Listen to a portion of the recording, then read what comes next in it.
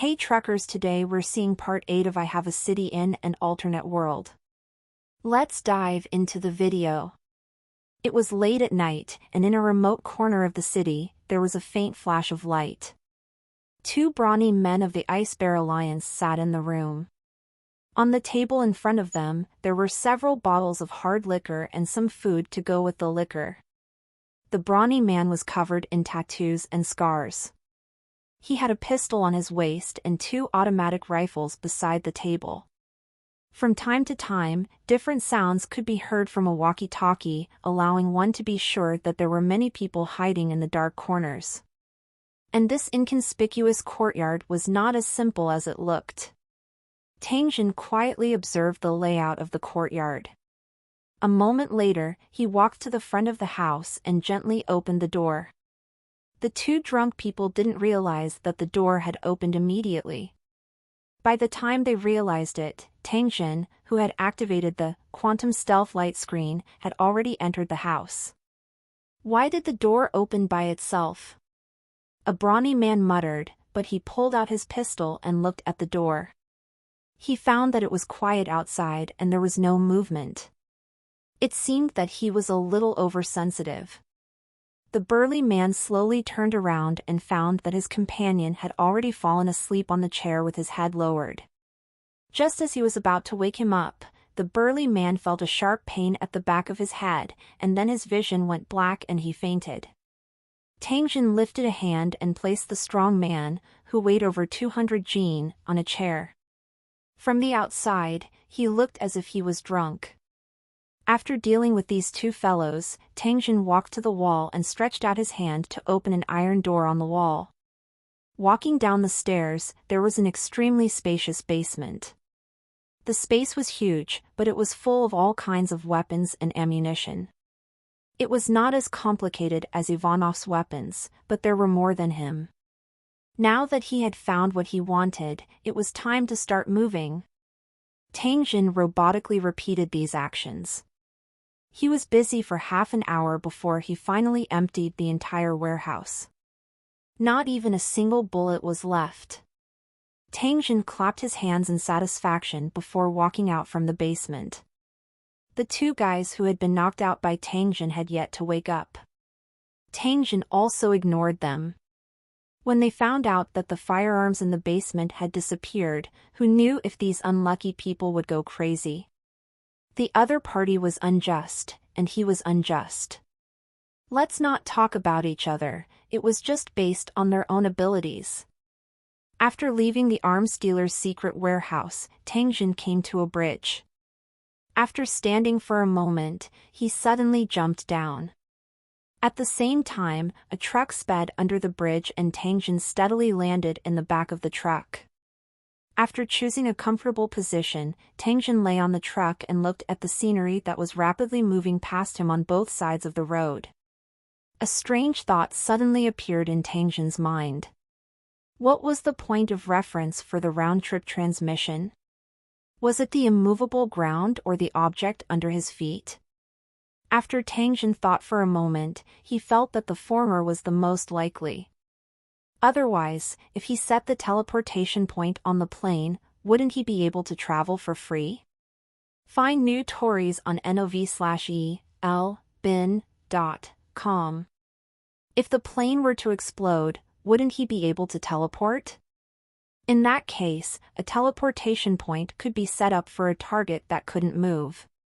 Moving objects like cars and planes shouldn't be able to set teleportation points. Otherwise, if the plane flew away, he would still be in the same place. Wouldn't he fall from the sky? When Tang Jin thought of this, he tried to activate the teleportation. As expected, the teleportation did not activate. This was the first time that the teleportation function had failed. Tang Jin secretly rejoiced in his heart. It was fortunate that he had discovered this restriction. Otherwise, Tang Jin would want to cry but had no tears if he only discovered that the teleportation function could not be used at the critical moment. Tang Jin tried to use the truck as a teleportation point and successfully completed the teleportation. After a few minutes, Tangjin returned and found that he was still in the truck. He then nodded in satisfaction. From the looks of it, to teleport on a moving object, one had to lock onto the moving teleportation point. Otherwise, the teleportation would not be able to proceed. The truck drove along the road at high speed. Tangjin cleared his mind and looked at the stars in the sky. His mood also became calm. After a sleepless night, Tangjin discovered that he had already arrived in an unfamiliar city when the next morning arrived. This place was still under the jurisdiction of the Ice Bear Alliance, but it was a coastal city. The truck stopped at a dock. After Tangjin looked around, he jumped off the truck and went straight to a 10,000-ton cargo ship that was about to leave the port. After stealthily jumping onto the freighter, Tangjin found a secluded corner and began to wait for the ship to set sail. He didn't know where the ship was heading to, but it was fine as long as it could leave the Ice Bear Alliance because this place was not suitable for him to stay for long. Last night, through the all-purpose electronic kit, Tangjin hacked into the Ice Bear Alliance's intelligence network and found information about him and Ivanov. As expected, Ivanov was fine, but he was nowhere to be found. As expected of an old fox, he was clean and efficient. The Ice Bear Alliance had a lot of information on him, but it was only on the surface. It could be seen that the Ice Bear Alliance was very interested in the demonic armament and the shield. They were ready to find out the truth at all costs. This was why the Ice Bear Alliance was in danger and he should avoid them. But I'll be back. Tangjin could vaguely feel the body of the ship moving. He turned his head and saw that the cargo ship was slowly sailing into the sea from the port. Groups of seagulls were continuously circling above his head. The next thing to do was to wait slowly. Sailing on the sea was an extremely boring matter. Tangjin would read a book and daydream when he was bored.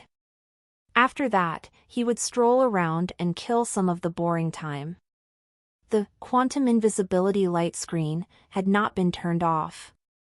Therefore, the crew did not know that there was an invisible fellow wandering around on the freighter.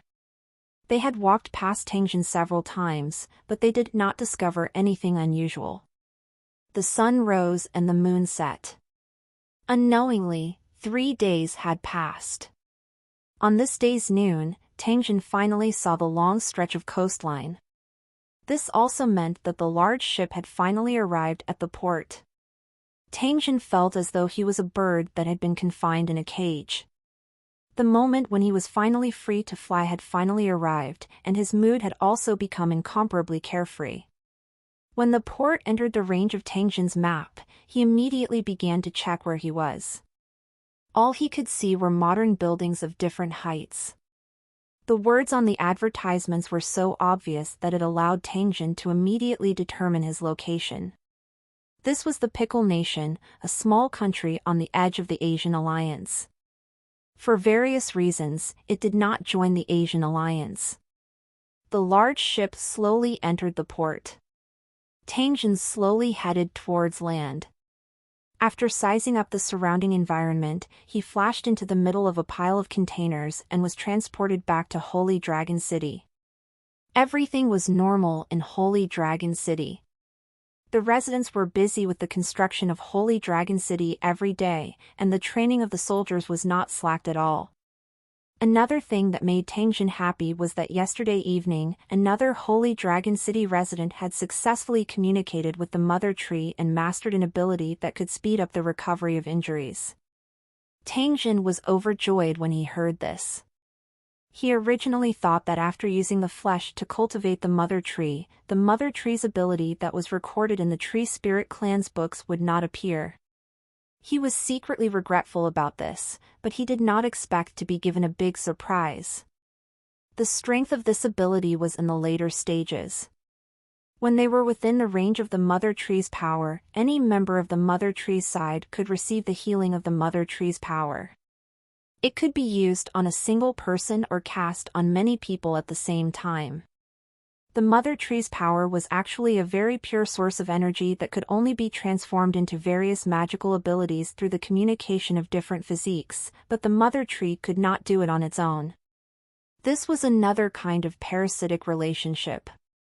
The communicator would take care of the mother tree, and the mother tree would pass its power to the communicator.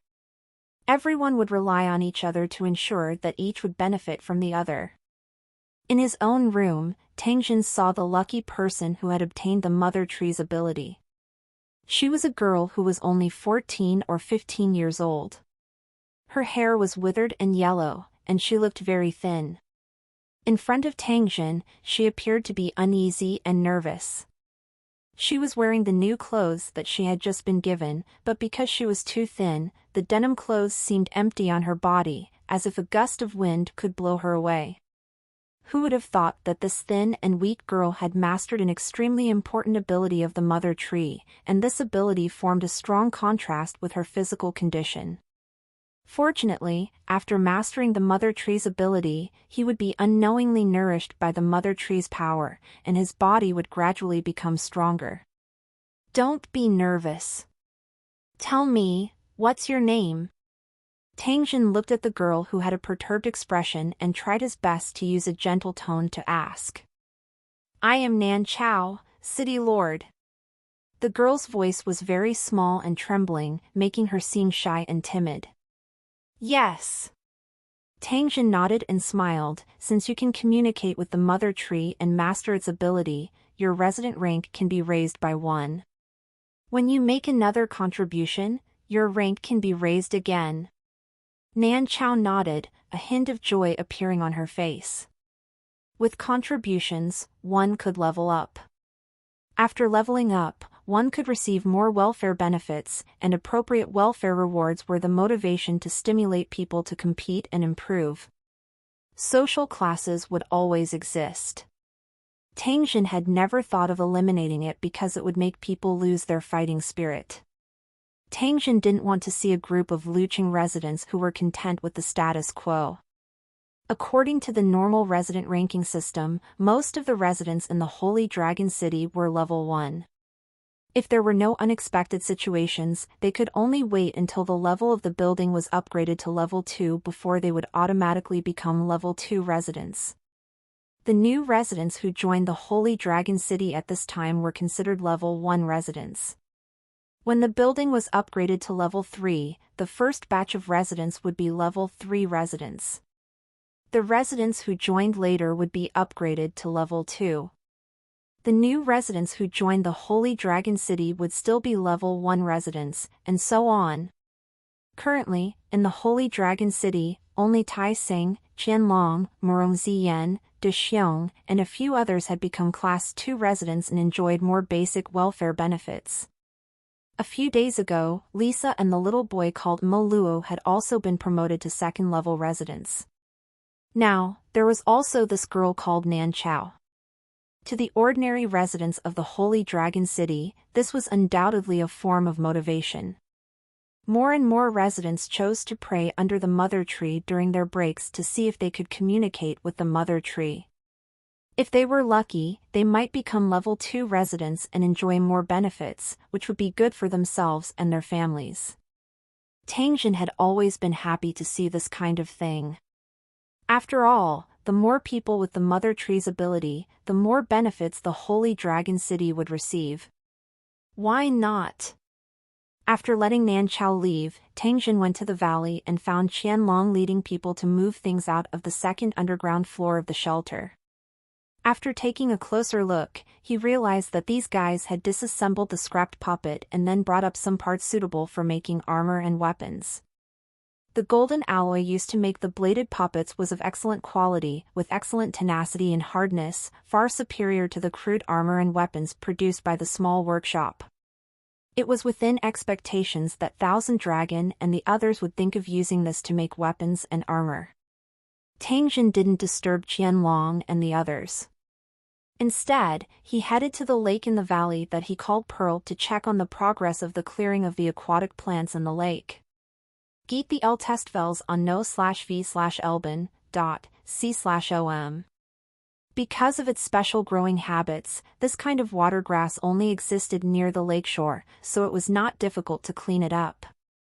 A group of Holy Dragon City residents surrounded the lakeshore, dragging the water grass out of the lake with leaves and branches, and then piling them together. After the water grass was dried, it would be used as fuel and burned. Tang Jin noticed that the seaweed was covered with disgusting worms. They were the main food for the strange fish in the lake. Without these seaweed and worms, the strange fish would die sooner or later. After returning to Luqing from the Sacred Dragon Valley, Tang Jin went to the Cornerstone trading platform to check on the sales of his goods. As he had expected, all the goods in his room had been sold out, bringing him a generous amount of points income. Tang Jin, who had nothing to do, planned to browse the Cornerstone trading platform to see if there were any goods that caught his eye and any information that was useful to him. The operation of the Cornerstone trading platform was very convenient. Tang Jin could search for information that was useful to him according to the categories on it. After looking at it for a while, a piece of information caught his interest.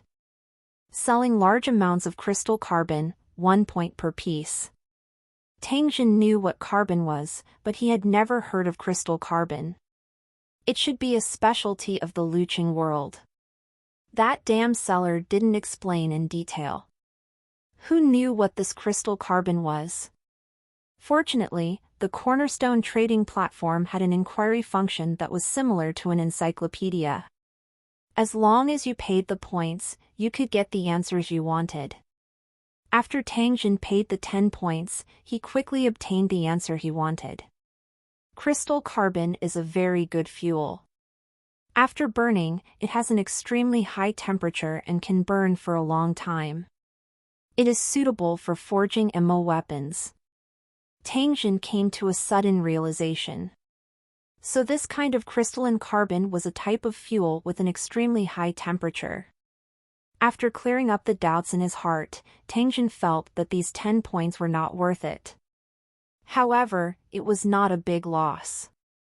Tang Jin no longer pondered over such a small matter and continued to read. When Tang Jin saw a group of information about selling the ivy ointment, he immediately paid the points and bought it all. This kind of life-saving thing could never be too much. Tang Jin gently picked up the ivy ointment that appeared in front of him after the light disappeared. He carefully examined it before keeping it. When he inadvertently flipped through the cultivator skills sold on the platform, Tang Jin's mind was moved. It seemed that he had never understood any information about the cultivator skills. He still couldn't figure out what exactly these cultivator skills were. Was it similar to the existence of a martial arts secret book? He clicked on a cultivator skill called Burst. It said that it could instantly gather more than 70% of the body's strength to complete a powerful attack with a burst effect. When a cultivator used 70% of their strength to attack, the damage was terrifying. Furthermore, it had a burst effect. This, Burst, was a pretty good skill. However, its price wasn't very flattering. This was because this common cultivator skill that everyone could buy on the Cornerstone trading platform actually cost 5,000 points. Tang Jin's mouth twitched when he saw the price. He finally understood why Tai Sing had been clamoring to exchange for cultivation techniques but had never done anything. It turned out that the prices of these techniques were too high, and Tai Sing couldn't afford them. After calculating the price of this cultivator skill and comparing it to his own black technology application, Tang Jin, who previously felt that the mobile application store was black-hearted, instantly realized that the Cornerstone trading platform was far more black-hearted than his mobile application store.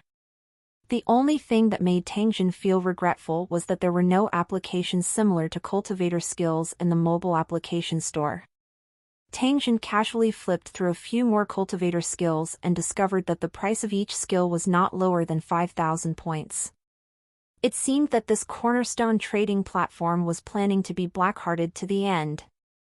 Holy Masters were known as the cultivators among cultivators, so they also had exclusive skills for sale on the Cornerstone trading platform. Tang Jin saw the protective barrier skill used by the dog-headed man Holy Master he had sniped before, and it was actually sold for 8,000 points. Tang Jin was very envious of this kind of protective skill.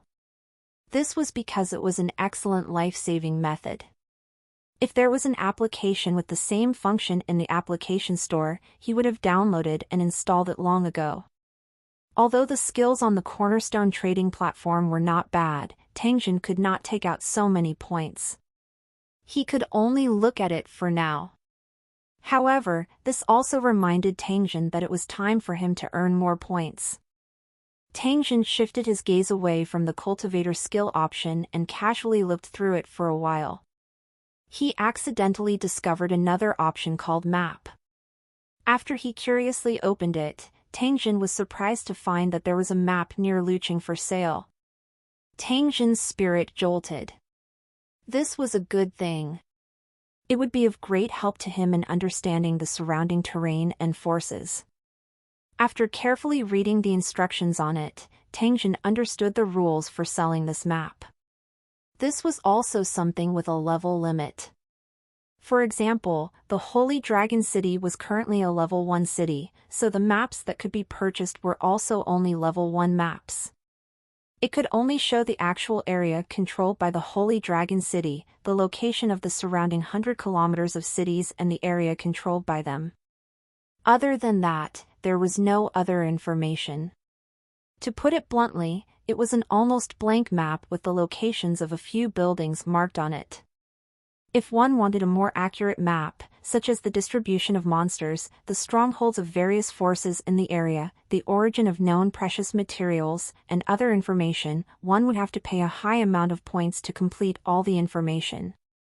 Get the LTest VLS at .o/v/e/l/buy.co.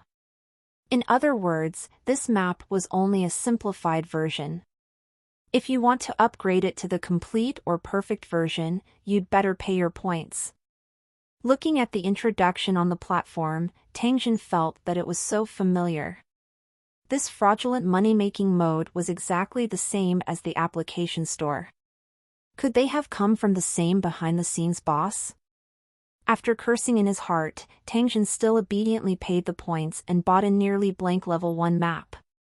However, after buying the map, his points had already been exhausted. A yellow map that looked like it was made of sheepskin appeared. The first thing that entered Tang Jin's line of sight was the Holy Dragon City. However, when he saw the area controlled by the Holy Dragon City, he felt a pain in the ass. According to the markings on the map, the Holy Dragon City only controlled a small area around the Holy Dragon Valley. Even the large gravel plain in front of the valley was a land without an owner. Looking at the Black Rock City on the map, the area it controlled was more than 10 times his own. The contrast was so obvious. On this map, apart from the Holy Dragon City and Black Rock City, Tang Jin also discovered 7 to 8 other cities. Other than a second-level city, the rest were all first-level cities like the Holy Dragon City. As the only level 4 city within a 100-kilometer radius, Black Rock City's position as the overlord was unquestionable. Tang Jin felt suspicious in his heart. Were these buildings all built by humans? Were there buildings built by the foreign races among them? Tang Jin slowly shifted his gaze to a nearby level 1 city. After staring at it for a moment, some words suddenly popped up on the map. Corpse Clan's Luqing, Level 1. Tang Jin's heart jumped. It was actually the Corpse Clan's Luqing. This damn Spirit Brain Corpse King, it had used some unknown method to successfully build a city tower. This was truly bad news. Because of the appearance of the corpse race, the people in this area had no means of living. Now, this guy had actually built another city tower. He was simply going to make it bigger and stronger, and claim to be the overlord.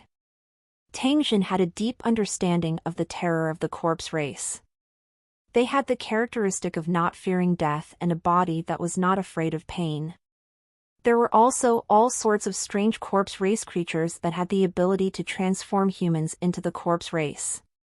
When facing such monsters, the other races would not have any advantage in a battle. Black Rock City, which had been beaten to the point where it could not even retaliate, was the best proof. With so many advantages, the corpse race could plunder resources without restraint. If the corpse race's tower wanted to advance, it would be an extremely easy matter. Since the corpse race would attack the Holy Dragon City sooner or later, they had to take action first.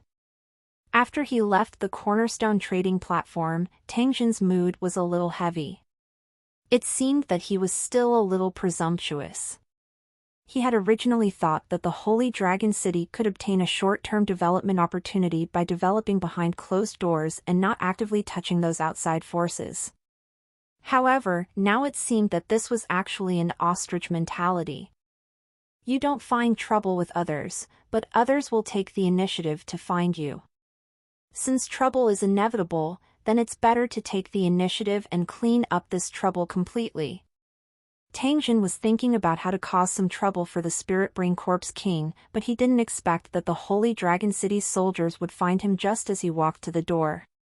City Lord, Black Rock City has sent a cultivator battle squad. They have requested an audience with you. They said that they have something important to discuss with you. The soldiers' words caused Tangjin to be stunned. Black Rock City actually took the initiative to send someone to look for him. They even said that they had something important to discuss with him. What were they planning? Many thoughts flashed through Tangjin's mind, but his actions were not affected in the slightest. He walked to the square, rode a motorcycle, and quickly headed to the city wall. After stepping on the city wall, Tangjin glanced down and saw a 5-man cultivator battle team waiting below. Tangjin recognized the person in the lead. He was the young man named Xiao Rui. After seeing Tangjin's appearance, Xiao Rui, who was wearing a black cultivator's uniform, cupped his hands together and greeted him. He then opened his mouth and said to Tangjin, "City Lord, I'm an emissary from Black Rock City. I would like to send my regards to you on behalf of the City Lord. At the same time, I would like to invite you to join the Alliance Army to fight against the corpse race." Tangjin laughed hideously when he heard this. He looked down at little Rui and said, "It seems like Black Rock City can't hold on any longer. Now, he's targeting our small cities." He didn't even think about it. If Black Rock City can't do anything to this group of undead, do we, small families, have the ability to fight against the undead? Xiao Rui's expression turned serious when he heard this, and he replied in a neither humble nor overbearing manner, "Governor Tang, you're wrong. Black Rock City is only temporarily on the defensive. This is just a tactical strategy. I don't know if you've ever thought that once my Black Rock City is destroyed, the next target of the corpse race will definitely be your Holy Dragon City. I've heard an old man say that the teeth grow cold when the lips are gone. I believe that with City Lord Tang's talent and ability, he would have thought of this, right? Knowing or not is one thing, and doing it is another. Do you really think that we have no other way other than fighting the Corpse Clan? Running away is not a solution. Once the entire world is occupied by the corpse race, where will we run to? I admit that the corpse race is very strong, but the endless wilderness is so vast that there must be more than one race stronger than the corpse race. You said that the corpse race will control the entire world, but I think you think too highly of that group of rotten meat that is neither human nor ghost." After Tangjin said this, he glanced at Xiao Rui and put on an expression that said, "I won't fall for your trap. Let's see what you can do to me. How could there be such a good thing in the world?"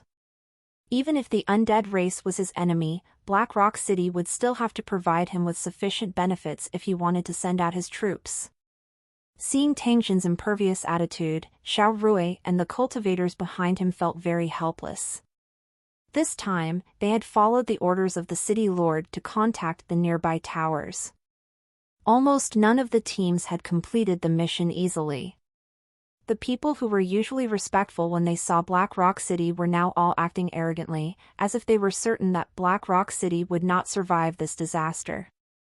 As for whether their own city would follow in the footsteps of Black Rock City, these guys did not seem to care at all. After all, that was a story for another time. The current situation was that Black Rock City was the one begging them. Black Rock City was a big city. If they did not take this opportunity to reap some benefits and bite off a piece of meat from it, who knew if they would have another chance like this in the future? Xiao Rui understood the meaning behind Tang Jin's words. He was telling his Black Rock City not to think about taking advantage of him. He could help him, but he had to give him some benefits. Although he had a bit of a friendship with Tang Jin, that was only a matter between the two of them. It had nothing to do with the current situation. Moreover, from Xiao Rui's point of view, he couldn't wait for Black Rock City to be in trouble. Regarding the murder of his parents, he had already hated all the management of Black Rock City. If they had not colluded with each other, his parents would not have died, and he and his sister would not have to suffer so much, be bullied, and be looked down on. He had to avenge his parents' death. However, he was currently representing Black Rock City. He was discussing with Tang Jin about how to send troops to resist the Corpse Clan. Therefore, he had to correct his attitude and not let the cultivators from Black Rock City behind him see through his plan. After thinking up to this point, Xiao Rui took a deep breath and said to Tang Jin, "Let's not beat around the bush. As long as Castellan Tang agrees to send troops, please let us know if you have any requests. We, Black Rock City, will consider them and do our best to fulfill them." When a cultivator from Black Rock City heard this, he was about to say something but was stopped by his companion. However, his eyes were filled with a trace of contempt and disdain as he looked at Tang Jin. Tang Jin was happy when he heard that. He looked at Xiao Rui and said with a smile, "Good, you're indeed a person who does things efficiently. If you continue to waste time on nonsense like if the lips die, the teeth will be cold, then I'll turn around and leave. Let's just state our conditions. If it works, we'll cooperate. If it doesn't work, we'll just drop it. It's such a simple thing." As soon as Tang Jin's voice fell, a cultivator from Black Rock City jumped out from the city wall and pointed at Tang Jin as he cursed, "Who do you think you are? I've given you face, but you don't want it. I'm giving you face by asking you to send out your troops. How dare you raise conditions? Do you believe that after Black Rock City has eliminated the undead race, your city tower will be the first to be destroyed?" As soon as he said that, the scene suddenly fell silent. Xiao Rui was so angry that his teeth itched. He wished he could kill this bastard who claimed to be helping him but was actually monitoring him. Among all the cultivators in charge of the negotiations, there was one such person. Just because they were the juniors of the higher-ups in Black Rock City, they were all arrogant and would jump out from time to time to point their fingers. They were all useless trash who could not accomplish anything. Who knew what the higher-ups of Black Rock City were thinking to make such a stupid decision? Or could it be that they did not trust these emissaries and were afraid that they would betray the interests of Black Rock City? No matter how he looked at it, this was a bad move. It also meant that Black Rock City's decline was not far away. Xiao Rui's face was as dark as water, and he stood in place without saying a word. The other three cultivators from Black Rock City had looks of agreement on their faces. It was as if it was only right and proper for the Holy Dragon City to send out their troops, and it was outrageous for them to ask for benefits. The cultivator from Black Rock City, on the other hand, had a smug look on his face. He would look at Xiao Rui with disdain from time to time.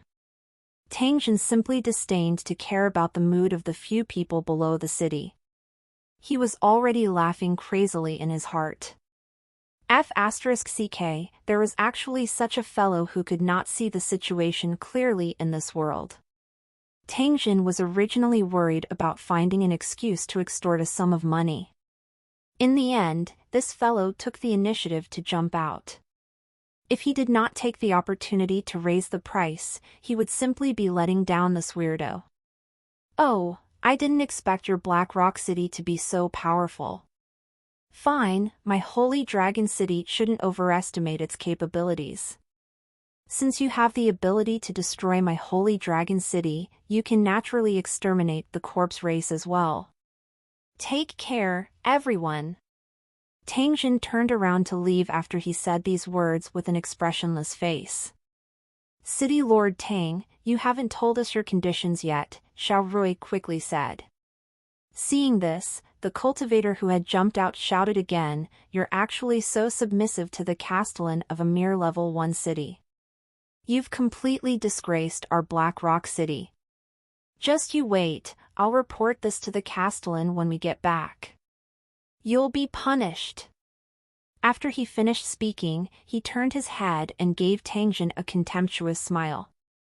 Xiao Rui was overjoyed. He looked at the cultivator coldly and laughed coldly. Then, he turned around and left without hesitation. Seeing that the leader had left, the other cultivators from Black Rock City quickly chased after him. Looking at the cultivators from Black Rock City who were gradually disappearing into the distance, Qianlong crossed his arms and sneered, this bunch of people really think they're something. They're really stupid. Anyone with a discerning eye can see that Black Rock City is in a life and death crisis this time. Under such circumstances, there's still a guy who can't see the situation clearly. Such big words, I really don't know if he has a brain or not. As soon as Qianlong finished speaking, Tai Xing lit up a cigarette and took a deep puff. Just look at that guy's appearance. He must be a junior of the higher-ups in Black Rock City. He's in charge of monitoring the leader of the team. He's a brainless idiot. After a short pause, Tai Xing continued, Black Rock City is becoming more and more dejected. They're no longer popular with the people. Now, they're even spying on their own people.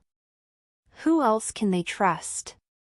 The young man who led the team was an understanding person and could see the situation clearly.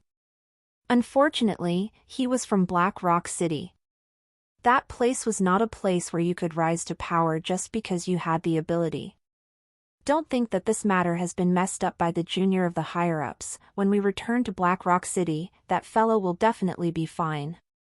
On the other hand, the young man who led the team will inevitably be punished. TSK, what a world this is. Tang Jin did not interrupt when he saw the mocking expressions on the faces of the two.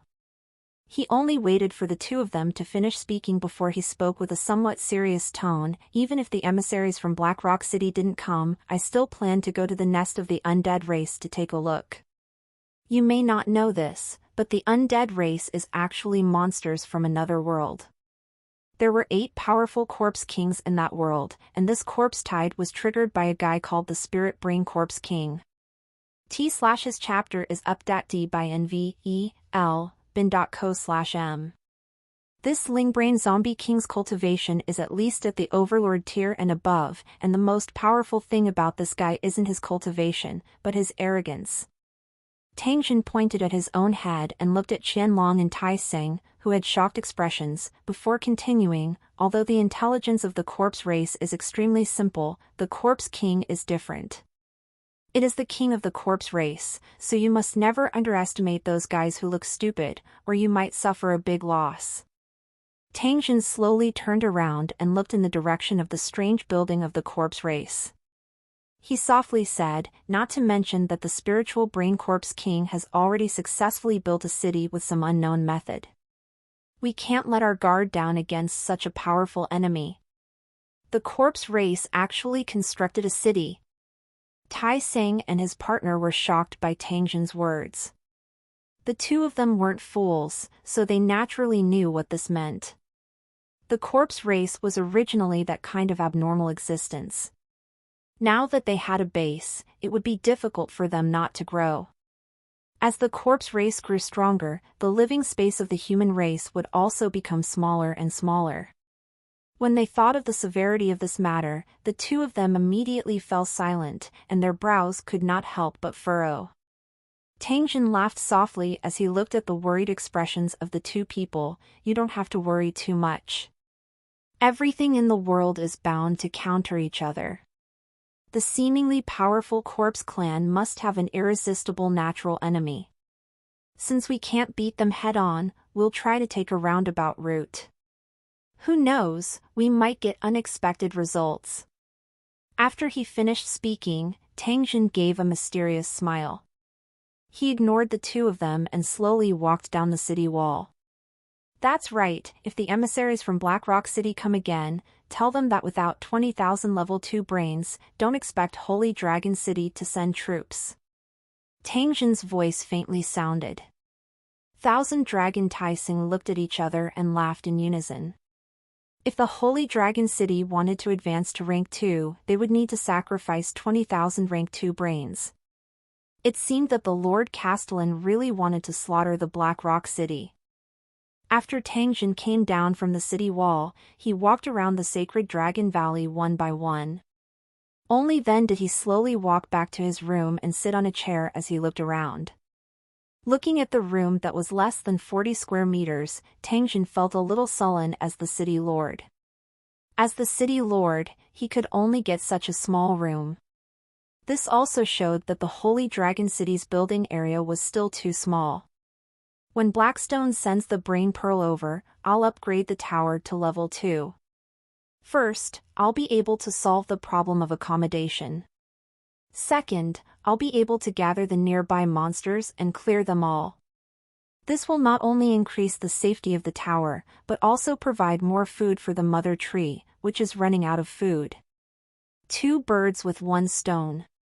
Tangjin had only just found out that the mother tree's absorption ability was so strong. The remains of the Hound Head men were completely absorbed in just a few days. At this moment, among the piles of white bones, there were already colorful flowers growing all over, looking very beautiful. However, that would mean that the mother tree would be out of food. Although the mother tree could absorb nutrients from the soil, sunlight, and air, its production speed would also be severely affected.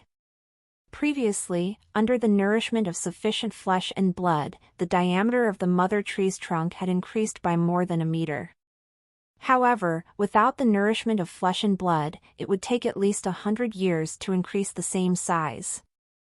The contrast was so obvious that Tangjin had no choice but to think of ways to find food for this big eater.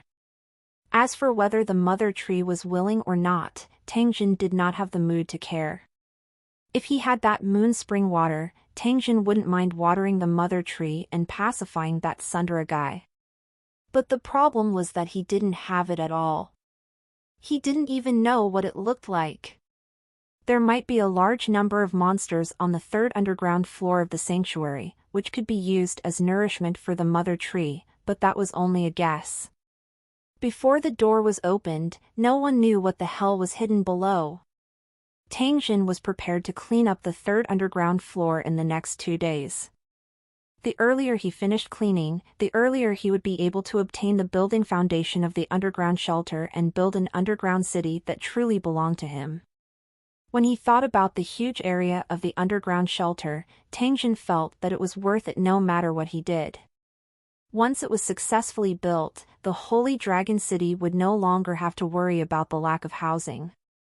After deciding on what to do in the next few days, Tangjin got up and changed his clothes. He was ready to go to the original world to purchase some things to fill the gap in the Cornerstone trading platform. It was time for the stores in the Holy Dragon City to restock. Morong Ziyan had already told him about this a few days ago. The teleportation was activated, and Tangjin's figure appeared on the dock. After he saw that there was no one around, he removed the quantum invisibility light screen and walked out. Who knew that he had only taken a few steps when Tangjin saw a young man running over from the corner with a flustered expression. If it wasn't for Tangjin's agility, he would have collided with him. "Hey, friend, watch where you're going." Tangjin spat in the Asian Alliance language and no longer paid attention to the other party. When that person heard Tangjin speaking in the language of the Asian Alliance, his eyes immediately lit up. He also spoke to Tangjin in the language of the Asian Alliance. "Brother, we're all from the Asian Alliance. Help me stop that group of people behind me. They're trying to harm me." Tangjin was startled when he heard this. He turned his head and looked in the direction that the man had pointed. Indeed, he discovered a group of people pouncing over. All of them had unkind expressions. "Explain yourself. Why should I help you?" Tangjin was not a good person. Even if he wanted to help someone, he had to make things clear. The man revealed an anxious expression when he heard this. He no longer paid any attention to Tangjin. He turned around and began to run with all his might. His figure quickly disappeared in the middle of those shipping containers. Tangjin looked at the back of the man. His eyes moved slightly before he turned around and continued to walk forward. The panting group of people who rushed over were divided into two groups. One group continued to chase while the other group stopped Tangjin. A young man in a black suit in the crowd pulled Tangjin and asked in a stiff tone, "Who are you? What did that person say to you?" Tangjin turned on the universal language translator and naturally could understand the other party's question. However, the other party's attitude made him very unhappy. He squinted at the man in the black suit who was asking him a question and smacked his hand away. He coldly said, "Mind your attitude. Why should I answer your question?" Tangjin used Kimchi language. His pronunciation was clear and there were no flaws. The expression of the man in the black suit who was pushed away by Tangjin changed.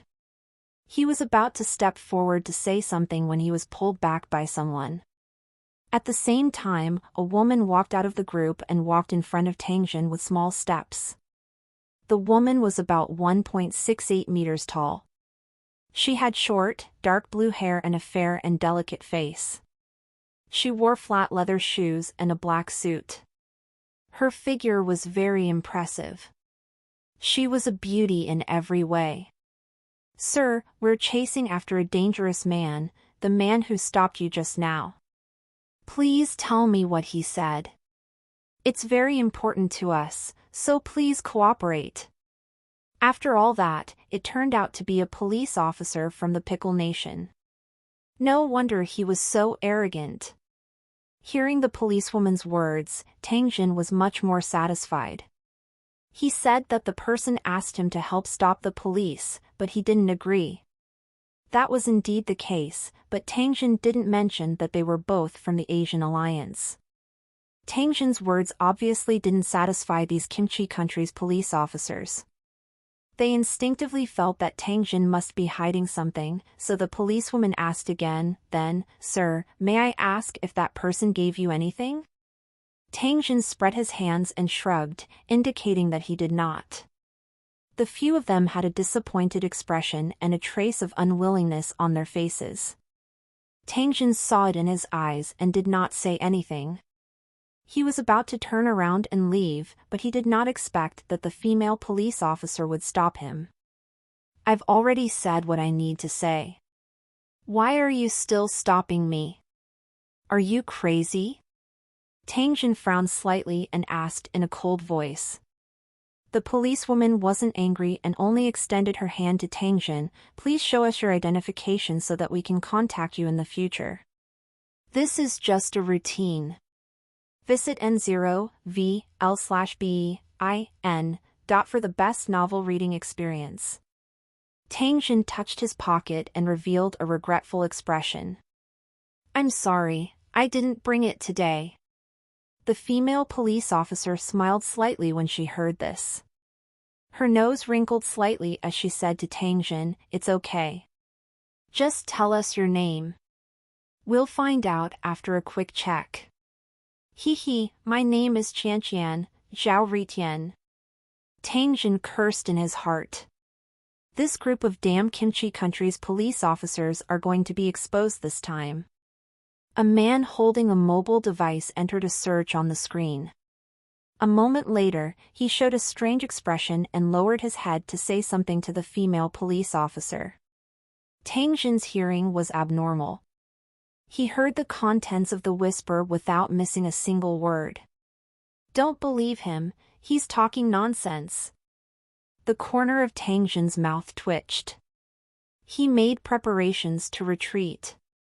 Just these few people in front of him did not have the qualifications to make him stay.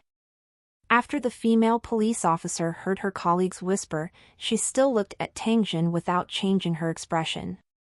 At the same time, she extended her hand and said, "Sorry to disturb you, but thank you for your cooperation." Under normal circumstances, any normal man would be embarrassed to reject such a beautiful female police officer's handshake. Tang Jin naturally reached out and grabbed the other party's soft and boneless hand. No one noticed the sneer that flashed past Tang Jin's eyes. The moment the two of them shook hands, the female police officer's expression changed. Her slender palm suddenly exerted force and tightly clasped Jin Tang's wrist. At the same time, she twisted the joint in an attempt to subdue Jin Tang. At this moment, the policewoman felt like she was holding a bronze statue. No matter how hard she tried, she couldn't make the other party's palm move. He raised his head in shock and found the man who called himself Zhao Ritian looking at him with a mocking expression. Damn it, he already knew that I was going to subdue him, but he didn't dodge. So he wanted to see me make a fool of myself. The female police officer was furious and shouted at her colleagues, "What are you waiting for? Quickly catch him. There's definitely something wrong with this person." Upon hearing the policewoman's angry order, these police officers realized that the situation was not good. They rushed to Tang Jin, who was close at hand, in an attempt to subdue him. Unfortunately, they didn't know that even if 10 times more people came, it would still be impossible to capture Tang Jin.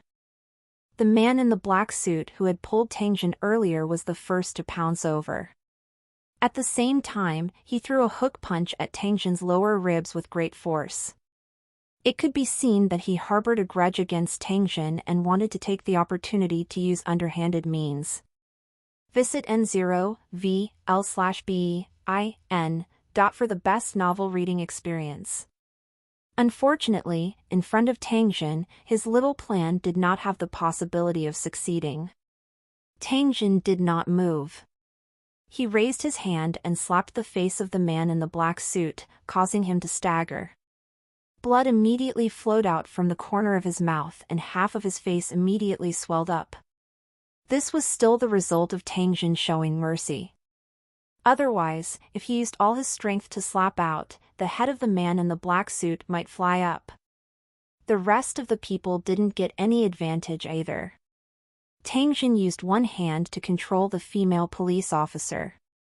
After a round of punches and kicks, the police officers who came forward were all knocked to the ground as they cried out in pain.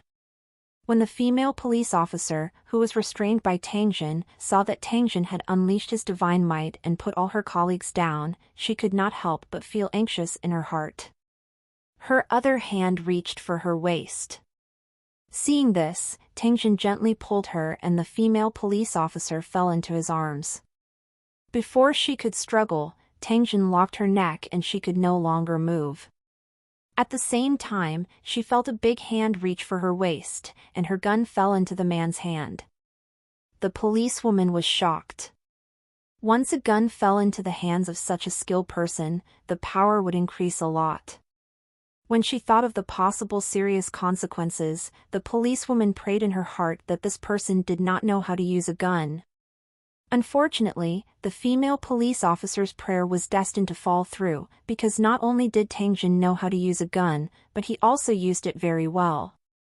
When the police officers who were knocked down by Jin Tang saw that Jin Tang had subdued the policewoman and pulled out her gun at the same time, their expressions changed greatly as they took out their guns and aimed at Jin Tang one after another. Tang Jin did not show the slightest fear despite being aimed at by 5 or 6 black muzzles. Instead, he smiled softly and pointed the muzzles at the female police officer's head. He had a relaxed expression as he pushed the safety off. Only then did he tilt his head and look at the police officers who were acting as if they were facing a great enemy. "Let go of Officer Han, or we'll shoot," a middle-aged man shouted at Jin Tang. The hand holding the gun was very steady. It could be seen that he was a wily old man. He could still remain calm in the face of an unexpected situation, unlike the other young police officers whose hands were already shaking. In fact, Tang Jin was also very helpless in his heart. He had been dragged into this matter for no reason, causing him to be targeted by the police as soon as he landed in the Kimchi country. This was very unfavorable to his future actions. "Forget it, I'd better not go too far, or I'll have to run." After thinking up to this point, Tang Jin immediately activated the all-purpose electronic kit and began to hack into the Kimchi Nation's network to retrieve the household registration information. Tang Jin quickly searched for a man who looked very similar to him through his thoughts and downloaded all of his information. At the same time, Tang Jin unexpectedly discovered that this guy was actually a mental patient and had disappeared 3 years ago. Tang Jin was happy. The heavens were really helping him. After obtaining all the information on this guy, Tang Jin ignored the police officers who were still holding their guns and confronting each other. He quickly opened the application store with his mind and downloaded an application called Virtual Reality Simulator. Virtual Reality Simulator, it can project an item through a projection. Through special sound, light, and touch, it can stimulate and mislead the person who comes into contact with it to achieve the effect of passing off a fake as the real thing. Download cost, 2,000 gold coins. Friendly reminder, the 5 senses of the person in contact with it exceed the standard of ordinary people. This application is invalid, and it cannot block the scanning of professional equipment. This was an application of black technology in the life and entertainment options. It could be used to deceive ordinary people in the original world, but if it was used to deceive cultivators, it would be seen through with one look. No matter what, it was enough to fool people. Tang Jin selected that person's ID and activated the application at the same time. Under the gaze of those armed police officers, Tang Jin put down the pistol and slowly took out an ID from his pocket. Then, he waved it in front of the female police officer and the police officers. No one could tell that it was an ID that did not exist at all, because even if you touched it with your hand, you would be mistaken for something real due to the special interference of the application. "Officer, this is my ID. Do you think there's any problem?" Tang Jin stuffed the ID into the female police officer's hand and slowly released the arm that was holding her neck. In a flash, the female police officer escaped from Tang Jin's embrace. At the same time, she glanced at her identification card. With her professional eyes, she confirmed that this was a genuine identification card that was not forged. "There's no problem with the ID, but why didn't you take it out just now?" The female police officer asked Tang Jin with a cold face. "I was afraid that you would bring me back to that place, so I didn't dare to take it out," Tang Jin explained with an innocent face. After he finished speaking, he feigned vigilance as he glanced at the police officers who were still holding their guns. His body began to slowly retreat. He had already achieved his goal and successfully hid his identity. He would just let these police officers investigate that fellow using his identification. Facing a patient who had been missing for 3 years, he believed that they wouldn't be able to find out anything. When the police officers focused their attention on this guy, he could get away safely.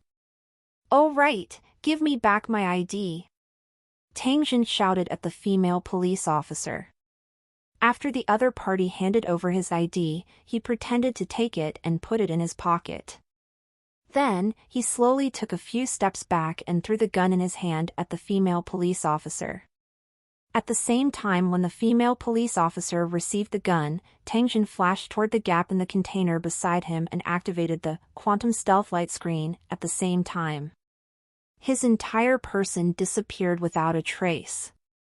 After catching the gun that was thrown over, the female police officer's heart relaxed. However, her actions did not stop in the slightest. She immediately pounced toward the gap that Tangjin had entered through, only to discover that the other party had already disappeared without a trace. Damn it! The female police officer kicked the container angrily, then said to the police officers who had surrounded her, "Surround this area immediately." He shouldn't have gone far. Also, send a message to the headquarters and ask them to investigate a man named Jin Mingzhi. He's born in the year XXX and his household registration is in Xuanji, XX City, XX Road. Not to mention the flustered and exasperated female police officer and her subordinates. After Tangjin activated the quantum stealth light screen, he began to wander around the container area, wanting to dispel the trace of depression in his heart. It was just because of a sentence that caused a lot of trouble. It made Tangjin remember the guy who framed him in his heart. If they met in the future, he must beat him up. It was also because of this incident that the Kimchi country's police officers left a very bad impression on Tangjin. He was eager to find more trouble for them and make them work overtime every night without rest. Tangjin's heart stirred as he looked at the countless containers piled up beside him. He chuckled softly and walked to a container that was located in a hidden location. After putting on a pair of gloves, he removed the lock and unlocked the container. Then, he got in. Without even looking at what was inside the box, Tangjin waved his hand and kept it. Then, he activated the teleportation and returned to the Holy Dragon City. He quickly walked to the empty space in front of the building and placed his things there. After instructing Tyson and the others not to move around, Tangjin teleported back to his original world and quietly walked out of the empty container. When he saw that no one was paying attention to him, Tangjin swaggered to the next container and repeated his previous action, emptying the container again. As he moved, Tangjin became addicted to it. The things in these boxes were too rich. The volume of dozens of cubic meters led to a sufficient number of goods. Among them, there were many things that Tangjin wanted to buy but didn't. This time, he actually gathered all of them, and he was rich. Tangjin, who had been busy for a long time and successfully played the role of a shocking thief, patted the dust off his hands and returned to the Holy Dragon City to check his harvest with satisfaction. By the time they found out that the containers had been cleaned up and there were no traces left, the Kimchi police officers would probably go crazy with work. In the Holy Dragon City Square, all kinds of goods were piled up like mountains. A large group of residents were pointing at the goods that were randomly piled up, their eyes full of curiosity and excitement. They had long known about the magical ability of the city lord, but it was the first time they had seen such a large-scale transportation of goods. Everyone immediately stopped their conversation after seeing Tangjin walk over. After which, they looked at him without blinking. There was a trace of anticipation in their eyes.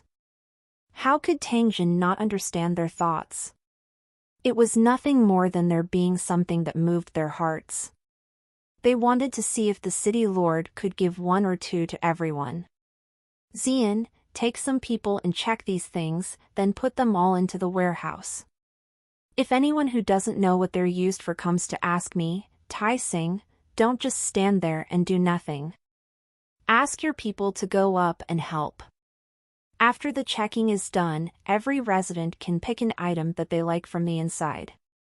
Tangjin's voice had just sounded when everyone cheered. They quickly surrounded him and opened the boxes one by one to count. Tangjin chuckled as he looked at the happy faces of the residents who were busy working. He then called Tai Sing and Qian Long to the side and started discussing how to clean up the third floor of the shelter. The three of them walked for a distance and sat down on a large rock. Tangjin took out 2 packs of cigarettes and threw them to the two of them. He then said, the last time we cleared the second floor, our actions were a little too rash. This could easily cause unnecessary casualties. The Holy Dragon City's foundation is weak now, and I'll feel heartache for a long time if one of them dies. So, this time, we have to be more careful when clearing the third underground floor. The two of them deeply agreed when they heard this. If it wasn't for Tangjin's display of godly might, the Holy Dragon City's soldiers who entered the second underground floor would probably be reduced to a few. The two of them had a deep understanding of the power of the bladed puppets. After seeing the expressions of the two, Tangjin continued, "That's why I'm planning to go down by myself. After I'm sure there's no danger, I'll inform you to bring your men down. That's the safest way." Upon hearing Tangjin's words, the two of them fell silent.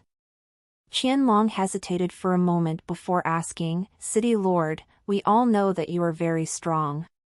However, you can't always be the one to take on all the dangers, right? If that's the case, what's the point of having us?" Tai Sing, who was standing at the side, nodded his head, clearly agreeing with Qianlong's words. Before the two of them joined the Holy Dragon City, they were not ordinary people. At least, in Tangjin's opinion, as long as there were suitable conditions, the two of them could do great things. It was only after joining the Holy Dragon City that Tangjin's radiance was too dazzling that it overshadowed the radiance of the other two. How many of those who could survive in the endless wilderness were simple? Now, under the leadership of the two of them, the Holy Dragon City was operating very well. Tangjin, the head shopkeeper, also had less to worry about. He only needed to focus on providing logistics and commanding during the war. It was a pity that such people would not be willing to be ordinary. Hiding behind danger and watching was not their style. Even though this would be very safe, if the two of them were given a choice, they would definitely choose to shed their blood in the shadows of the blade without hesitation. Your favorite ovals at n/vl/bin.com.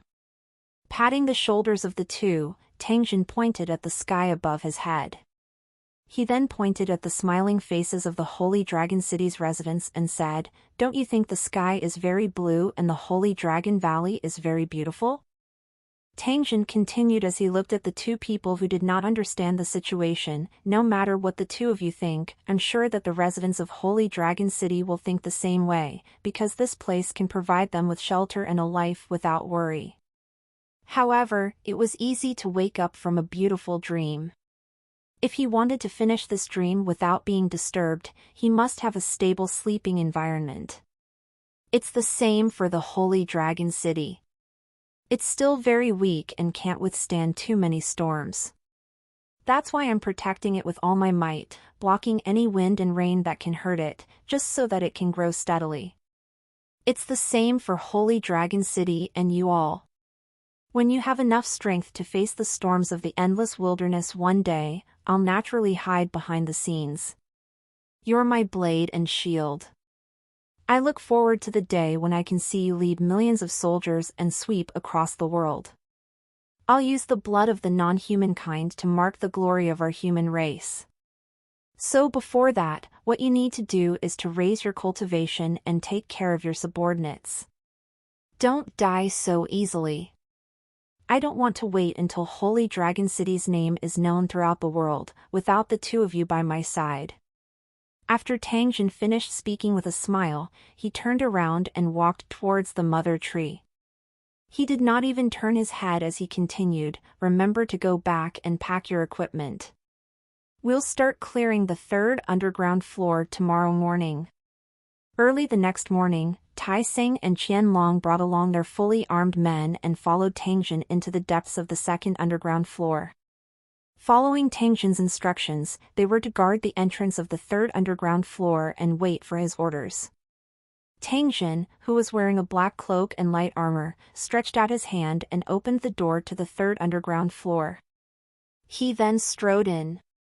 Tangjin, who had activated the all-round digital battle interface, quietly walked through the passage of the third underground floor and officially entered the interior of the third underground floor.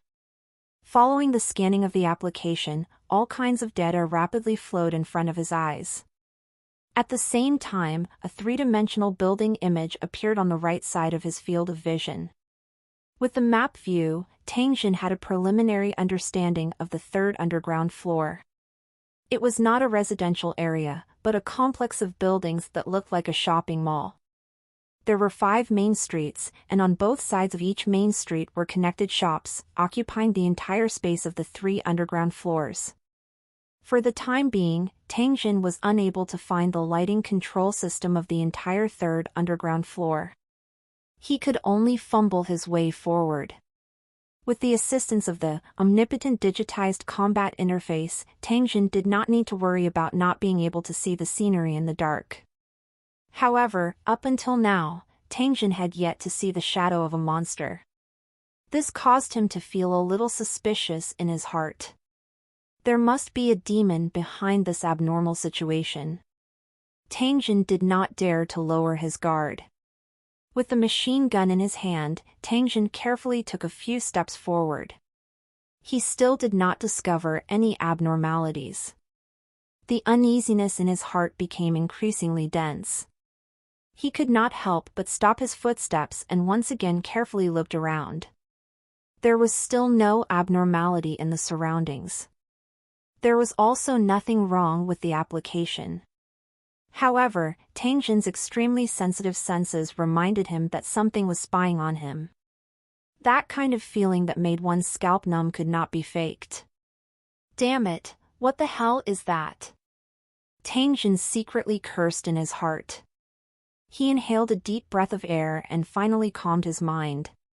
He once again searched for the source of the uneasiness.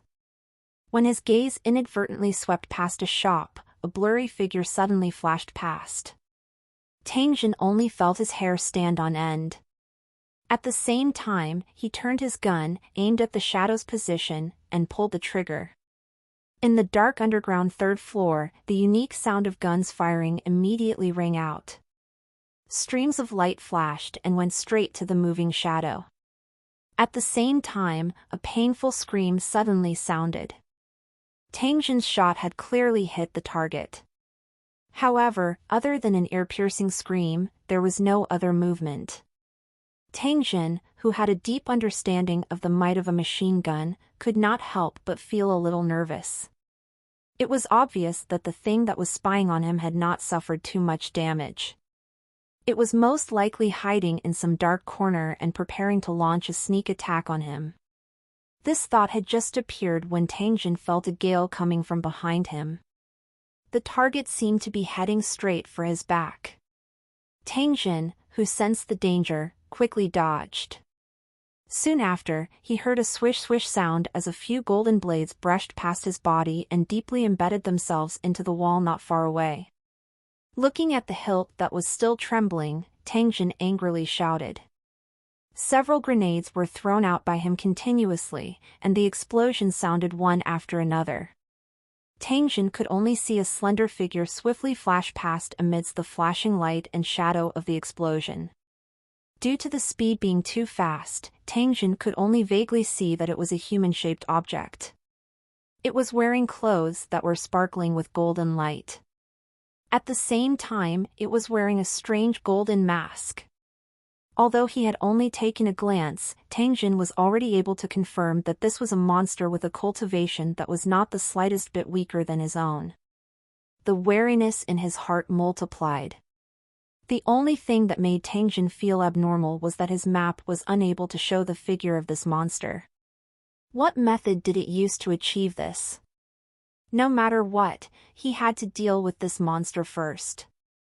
When Tang Jin thought of this, he simply put away the machine gun in his hand. With a shake of his hand, he took out the purple electric short sword and pounced straight at the spot where the monster had disappeared. This was a shop that sold clothes. The walls and floor were scattered with clothes. Perhaps the glitter gold race's aesthetic concept was more inclined to gold. The clothes in this shop were mainly golden, occasionally mixed with dark gold fabric. The fabric and metal matched perfectly, giving people a different kind of visual stimulation, looking very beautiful. Similar to the original world, there were mannequins in the shops here. However, when Tangjin's gaze swept across the rows of mannequins, the feeling that made his scalp numb appeared once again. These models were made with the women of the Flashing Gold tribe as samples. They looked very tall and slender, wearing golden clothes and strange golden masks on their faces. It was as if the monster he had just seen was dressed in this way. Tangjin quietly swallowed a mouthful of saliva. He was now certain that the monster was hiding among the pile of mannequins and was observing him through the ice-cold mask. After realizing this, Tangjin didn't dare to move. Instead, he carefully looked at these models and tried to distinguish them. However, these mannequins looked almost exactly the same except for the slightly different styles of clothes. Tangjin looked around and didn't see which one was the hidden monster. What should he do? Tangjin tightly held the purple lightning short sword. The muscles of his entire body tensed up as he guarded against the monster's sneak attack while thinking of a countermeasure. Suddenly, a flash of inspiration appeared in Tangjin's mind as he hurriedly switched to the map's perspective. Since the monster couldn't appear on the map, it was currently hiding among a bunch of mannequins, which directly exposed it. Tangjin only needed to compare his normal vision with the map's perspective to find the monster.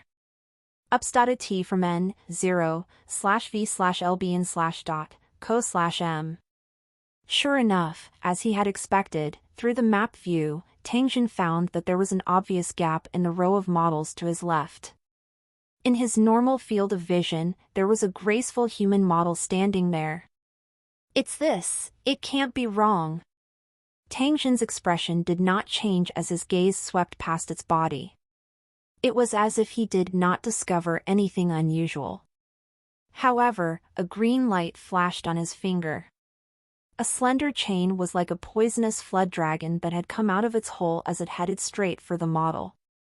At the same time, with a thought, Tangjin opened the Argon Magnesium Explosion Flash application that he had rarely used since he downloaded it. An incomparably dazzling light burst out from the darkness. The all-around digital battle interface immediately filtered the glaring light. Tangjin clearly saw that the monster tried to move to avoid the chain when it was halfway through its flight. However, the sudden burst of bright light caused it to be flustered. After living in a dark environment for a long time, the sudden exposure to sunlight would cause great harm, not to mention the light emitted by the Argent Magnesium Flash. Its brightness far exceeded the sun's light and could instantly burn the retina, causing permanent blindness. It was unknown how long the monster had stayed in the dark third-floor basement. Its eyes had already completely adapted to the dark environment. Tangjin's method was extremely effective and the monster had already fallen for it. Another ear-piercing screech rang out, causing Tangjin's eardrums to hurt. The monster covered its eyes with both hands as its body was firmly bound by the green chains. It was continuously writhing on the ground. The chains that were binding it would occasionally stretch out, but it was unable to break them. Tangjin did not dare to let his guard down as he watched the monster struggling desperately after being tied up. He held the purple lightning short sword in his hand and carefully approached it, preparing to find an opportunity to finish off this monster. The monster that was struggling did not seem to notice Tangjin's approach as it continued to struggle. Tangjin seized the opportunity and raised the purple lightning short sword, ruthlessly stabbing it into the back of the monster. A few meters. The purple lightning short sword had just touched the monster's back when a clear and painful sound suddenly sounded. This caused Tangjin to fiercely pull back the purple lightning short sword that was about to pierce into the monster's body. With a softy sound, he took 2 steps back and silently looked at the monster. From the size of the monster, it was obviously a female transformation of the Flashing Gold tribe. Its strength was slightly higher than Tangjin's. Other than that, there were no other abnormalities. However, the sound that came from the monster's mouth just now made Tangjin confirm that this monster was not simple. According to Tangjin's knowledge, monsters would only have the ability to talk after their strength reached the Lord tier. This was because their intelligence had already begun to slowly recover. The higher the level of the monster, the higher the intelligence it possessed. The monster under his feet only had a level 4 cultivation base, but it was able to talk to people. This was very abnormal. It was also because of this reason that Tang Jin did not kill it. After activating the Universal Language Translator, Tang Jin kicked the monster and said in a deep voice, "What do you want to say?" After the monster that had been kicked heard Tang Jin's question, it opened its mouth and spoke in that strange language. However, Tang Jin, who had turned on the Universal Language Translator, understood the content of its words. "Why did you break into my home and even hurt my eyes?" When Tang Jin heard this, he thought in his heart that this was indeed the case. This was a monster that possessed intelligence. Fortunately, he did not kill it. Otherwise, he would have suffered a great loss. The moment he thought that it came from the flashing gold race, Tang Jin was secretly happy. Perhaps he could get all the information about the sanctuary from it. "Your sanctuary appeared under my building. I haven't held you responsible yet, but you're blaming me. What kind of logic is that?" Tang Jin acted like a scoundrel, bullying the other party for not understanding the outside world's information as he retorted with conviction. Tang Jin had used the translated language of the flashing gold race, so the monster understood his question. After it stopped struggling, it turned its body around with difficulty and faced Tang Jin. Although he was certain that this monster was blind, Tang Jin still felt a burning gaze coming from behind the mask. It was as though it wanted to see through him. This kind of feeling made Tang Jin feel very uncomfortable. "You're not a member of the Flashing Gold tribe, but you can speak our language. This is really amazing. Can you tell me where your tower is? Is this still the Golden Rock world?" After saying this, the monster faced Tang Jin without moving and waited for his reply. It spoke clearly and its tone was as calm as water. It seemed to not care that Tang Jin had blinded its eyes. This was not a monster that was easy to deal with. After this thought flashed through Tang Jin's heart, he gently squatted down and said to the Flashing Gold Clan monster, "My tower is right above this shelter, and this is definitely not the Golden Rock world you're talking about." The monster nodded and said in a slightly low voice, "Ever since I've regained my consciousness, I've had a vague feeling that this is no longer the world I'm familiar with. I wanted to go out and take a look, but I discovered that there seemed to be an invisible force restraining me, making it impossible for me to leave the shelter." Tang Jin replied, "You naturally can't leave because your current identity is a monster from the wild building. You are bound by the laws of this world. When the foundation of this sanctuary is taken away, this sanctuary and the monsters inside will completely disappear, including you." Tang Jin's words caused the monster's body to tremble slightly. It twisted its body and barely managed to sit up. It continued to ask, "I can also vaguely sense the rules you mentioned, but I'm not willing to accept it. In order to avoid the calamity, our Flashing Gold race exhausted all our resources to build this underground shelter, but who would have thought that the calamity's power was far more than we thought? Even the sturdy shelter couldn't withstand it. It's an invisible demon. We can't see it, but it's everywhere. My clansmen died one after another in front of me, but I was helpless. Later on, I couldn't withstand the attack of that strange power and the power in my body slowly flowed out. When I was about to die, perhaps it was the blessing of the ancestors of the Flashing Gold tribe that I actually retained a trace of consciousness and finally became this half-human, half-ghost appearance. I didn't want the Flashing Gold tribe to disappear from the world, so I tried everything I could to restore my tribesmen from their monster state. However, after nearly 100 years, I still couldn't do it. In the end, I had to give up on this idea and could only drive them all to the top of the sanctuary, hoping that one day I would find a way to save them and then release them." Tang Jin nodded from time to time as he listened to the monster's description. After which, he suddenly asked, "I still don't know. What's your identity in the Flashing Gold tribe? The monster smiled bitterly and shook his head. I'm the only survivor of the Golden Glitter Gold race's royal family. If the catastrophe didn't come, I would have become the queen of the Golden Glitter Gold race. It's the queen of the Flashing Gold race. I've been disrespectful. Tang Jin nodded in satisfaction. He looked at the queen of the Flashing Gold race and said, as you said, you can control the Glitter Gold race to turn into monsters? I can control some of the lower-level monsters, but I can only control some of the more powerful ones for a short period of time.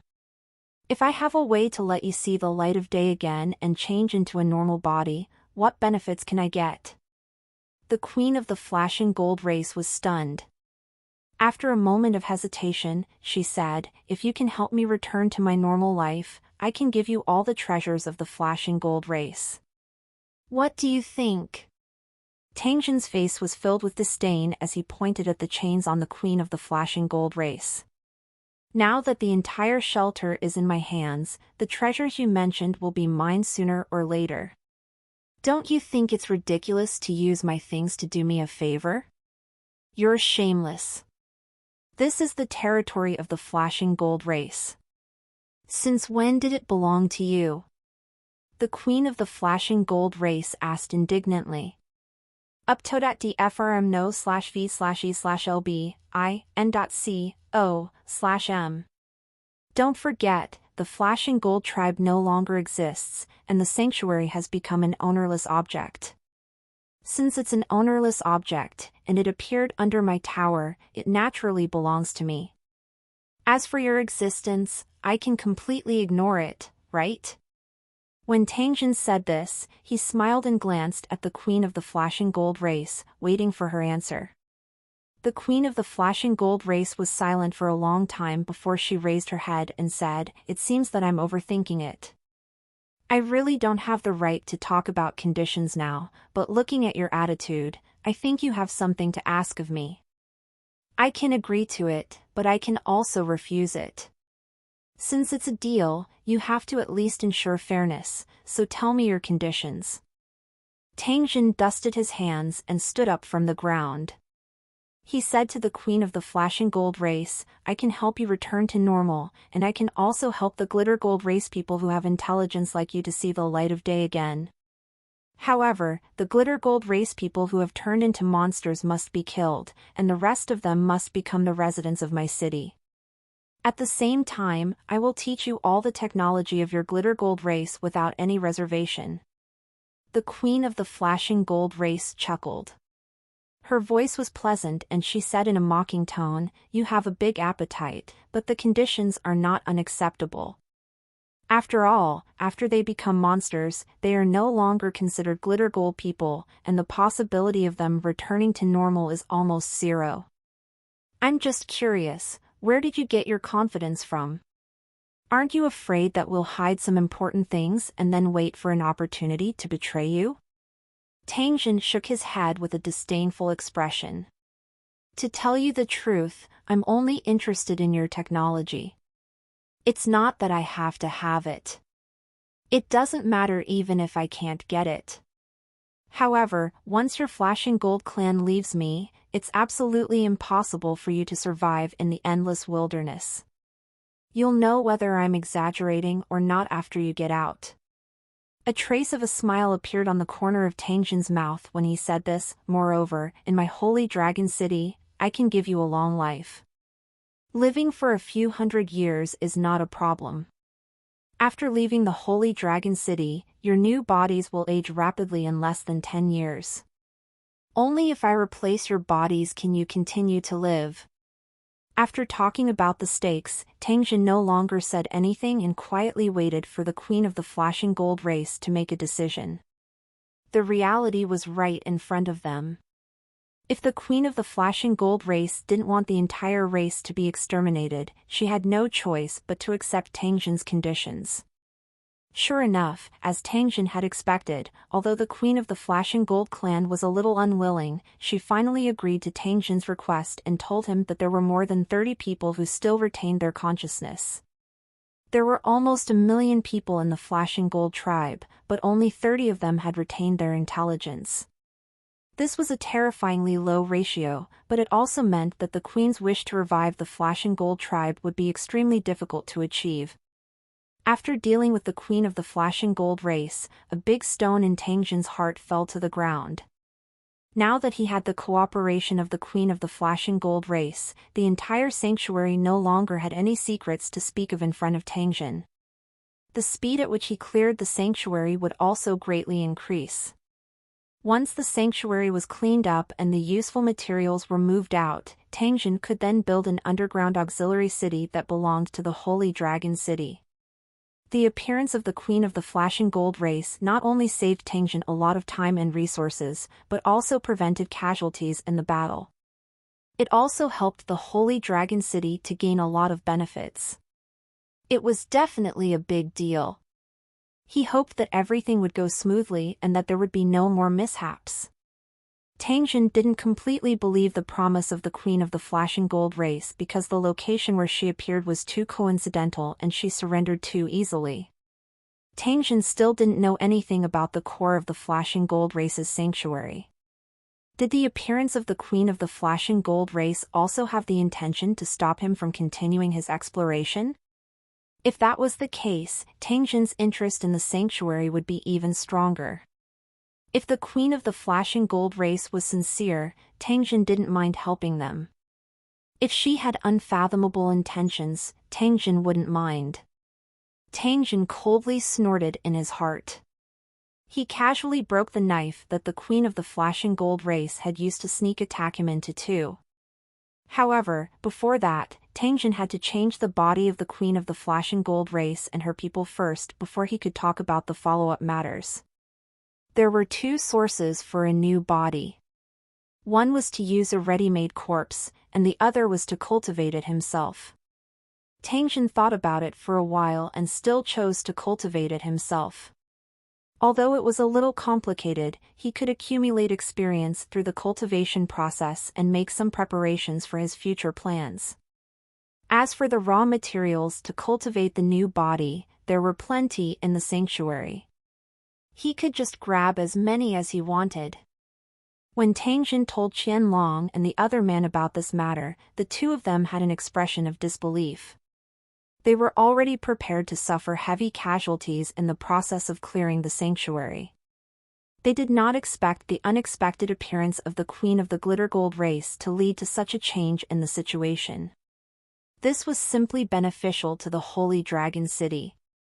With the cooperation of the Queen of the Flashing Gold race, there was almost no need for Tangjin to make a move.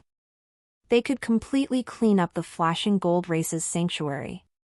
Those killing machines of the Flashing Gold race could also become the Holy Dragon City's combat auxiliary force.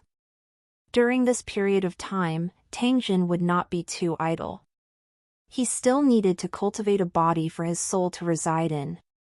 This was an extremely important task. In the book that recorded the soul lodging secret technique, there was a detailed record of how to cultivate a soul lodging body. Tangjin had studied it for a long time and now had some insights. This kind of body, which was cultivated with the flesh and blood of monsters, had very strong physical strength and could provide a healthy and strong body for the host. However, this kind of body also had a flaw, which was that it could not give birth normally. From Tangjin's point of view, this was a huge problem. He had to think of a way to resolve it. Otherwise, this flaw would turn into a disaster as time passed. Just think about it, when countless people from the original world came to the Luqing world and used hundreds of years to manage a business, only to find that there was no one to inherit it, how depressing would that be? Tangjin had a few solutions to deal with such a situation. First, Tangjin would bring the original world's human body that had completed the soul transmission into the Luqing world. Then, these original world's residents would use their original bodies to give birth to the younger generation. The second was to raise the offspring in their original world and send them to the Luqing world when they grew up. The third was to build a large enough sperm and egg bank to cultivate offspring. In fact, there was still a trace of worry in Tangjin's heart. Since the other worlds could be destroyed, the original world also had the possibility of being destroyed. If that day really appeared, the world of Luqing would be the eternal home of the humans in the original world. Therefore, this problem of not being able to reproduce had to be solved as soon as possible, or else there would be endless trouble.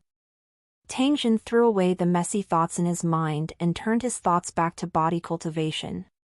Before he obtained the mother tree, Tang Jin could only create a soul host body according to the records and the secret technique or the cloning technology of the original world. However, after obtaining the mother tree and the secret books of the Tree Spirit clan, Tang Jin had another method to cultivate a soul host body. The mother tree had the ability to bloom and bear fruit, which was used to spread its own seeds. However, this depended on the mother tree's mood, and if it felt that it was not necessary, it would turn off this ability. After many years of research and experiments, the Tree Spirit tribe had discovered a special method that could breed life through the fruits of the mother tree. These special life forms were called the children of nature. They were born with the ability to communicate with the mother tree, and they were extremely close to it. With the power of the nature child, the Tree Spirit tribe had maintained 1,000 years of peace, but it had also led to the corruption of the Tree Spirit tribe. The materials used to nurture the nature child were extremely rare and precious. It could be said that the number of times it could be used was limited. Before the Tree Spirit tribe was destroyed, they no longer had any materials to nurture the nature child. If the nature child had existed at that time, they would have been able to communicate with the mother tree in time, and the Tree Spirit tribe would not have been exterminated without any preparation. Tang Jin had taken a fancy to the Tree Spirit tribe's method of cultivating the nature child. He wanted to use it to cultivate a body for the soul to reside in. Since he was cultivating an ordinary body, he did not need those rare and precious materials. He only needed the flesh and blood of ordinary monsters. With the mother tree's current level, it could cultivate 100 bodies at once, which was definitely enough for Tang Jin to use. Of course, the cultivation method of the Tree Spirit tribe could not be completely copied. Some things recorded in the original secret technique could also be used as reference. It was fine as long as the body where the soul resided was cultivated. Tang Jin pondered as he took out a pen and paper to write and draw. After being busy for half a day, he finally dropped the pencil in his hand in satisfaction and walked out of the room to the mother tree. Lisa and the others were cultivating under the mother tree. When they saw Tang Jin coming over, they were about to stand up and bow, but were stopped by Tang Jin with a wave of his hand. He then walked straight to the mother tree and sized it up. After watching for a while, Tang Jin turned to Lisa and said, "Tell the mother tree that I hope it can produce 100 fruits. I plan to use them to cultivate a human body." Lisa's mouth was slightly agape as she nodded in shock. Following Tang Jin's instructions, she closed her eyes and began to communicate with the mother tree. In less than a minute, Li Sha opened her eyes. She looked at Tang Jin and said with a bitter smile, "The mother tree said that it won't agree. It also said that doing that kind of thing is much more disgusting than devouring flesh and blood. It wants you to give up."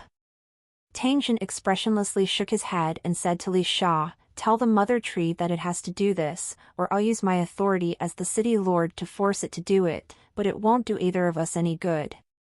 Lisa nodded and continued to communicate with the mother tree, and she got the answer after a moment. The mother tree agreed, but it also made a request. That is, you must find moon spring water for it as compensation. Otherwise, it would rather be cut down and burned than continue to be the Holy Dragon City's auxiliary city. This was the trouble of the Tower of Wisdom. Once dissatisfaction was born, there was even the possibility of a strike or self-destruction. Tang Jin couldn't force him too much. Since the mother tree had agreed to help him cultivate the body and had also put forward the corresponding conditions, he would just agree to it. As for whether he could get moon spring water, Tang Jin was actually not confident in his heart. He would just take it one step at a time. At most, he would use a secret technique to grow his body in the future. That way, he would not have to bargain with the mother tree. After the conditions between Tangjin and the mother tree were settled, the residents of Holy Dragon City saw a wonderful scene that they would never forget. The mother tree, which had been quiet and peaceful, suddenly trembled. Then, huge white petals sprouted at a speed visible to the naked eye between the green leaves of the mother tree. With a gentle breeze, they emitted an alluring fragrance. After nearly 100 petals bloomed, the trunk of the mother tree began to shake gently. Yellow pollen began to dance and scatter on the crown of the tree, like a light yellow cloud covering the sky above the mother tree. After a short while, these white petals began to wither and fall, followed by small fruits emerging from the petals one after another. These fruits grew at an extremely fast rate. It didn't take long for them to grow to the size of millstones. At the same time, the handles of the fruits began to extend and drooped to the ground. In less than 5 minutes, nearly 100 millstone-sized fruits fell from the mother tree, stopping about 2 meters above the ground like countless hanging pendulum. If one were to observe the fruits carefully, they would find that they were gently dancing in the wind, and there seemed to be nothing inside the fruits. Blooming, pollinating, bearing fruit, and maturing. The entire process of reproduction was accelerated by countless times. This was the magical thing about the mother tree. Tangjin carefully observed the fruits hanging from the mother tree. After studying them for a while, he turned around and returned to the Holy Dragon City's warehouse.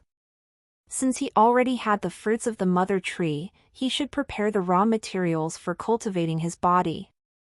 The monster's flesh, blood, and bones were distributed according to a certain ratio.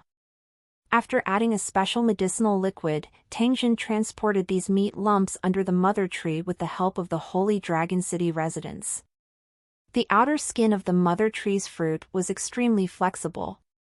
Tangjin could only easily cut it open with the purple electric dagger and seal the flesh and blood into the fruit. After that, the mother tree automatically healed the cut. Tangjin used the monster's blood to draw a special rune on the fruit. Then, he used the monster's brain to set up a simple array under the mother tree. The main work of cultivating the body was completed. In the following month, Tangjin only needed to follow the records in the secret technique and change his brain pearl in time. This work took a total of 2 days. Tangjin was so busy that his feet didn't touch the ground, but he also enjoyed it. Tangjin could not help but feel a sense of achievement in his heart as he looked at the 100 giant fruits hanging and swaying slightly under the mother tree. Life in the tower world was tense and exciting. Compared to the mediocre and boring life in his original world, this was the world that was suitable for him. Tangjin was holding a bottle of fruit juice in his hand. He was about to take a sip when he suddenly jumped up from his seat and looked in the direction of the city wall with a grave expression. Through the map view, Tangjin saw a dense army of kobolds slowly advancing in the direction of the Holy Dragon City. This was a true army, well-equipped and dignified. They did not lack any of the siege weapons, grain, and supplies needed for the expedition. This dog-headed man army was divided into several groups according to the type of soldiers. Tangjin found nearly 100 lion-headed men in heavy armor. In addition, there were also some ferocious monsters that seemed to have been domesticated by the dog-headed men. A rough estimate showed that there were about 20,000 kobolds in this group. It was a spectacular scene. Damn it, these dog-headed people are really persistent. I just destroyed a gang, and now another one is coming to die. Tangjin rubbed his somewhat numb temples as he took out his walkie-talkie and said to Tezsin, "Call all the warriors of the Holy Dragon City. Our old enemy is here. The number of kobolds this time is 4 to 5 times more than the last time. Get ready." Tai Sing immediately growled, and then a series of shouting and running sounds came from the walkie-talkie. It was obvious that the soldiers were getting ready for battle after receiving the news. This time, there were too many kobolds. He definitely could not let his guard down. Otherwise, Holy Dragon City would be in danger of being destroyed. When he thought about the tall siege weapons that the Cobalt army had brought along, and then thought about the 15-meter-tall walls of Holy Dragon City, Tang Jin felt a little uncertain. Taking advantage of the distance between the Cobalt army and the Holy Dragon City, Tang Jin gritted his teeth and exchanged all his brain beads for gold coins. Once again, he activated the Terrain Transformation plugin, which was a gold gobbler.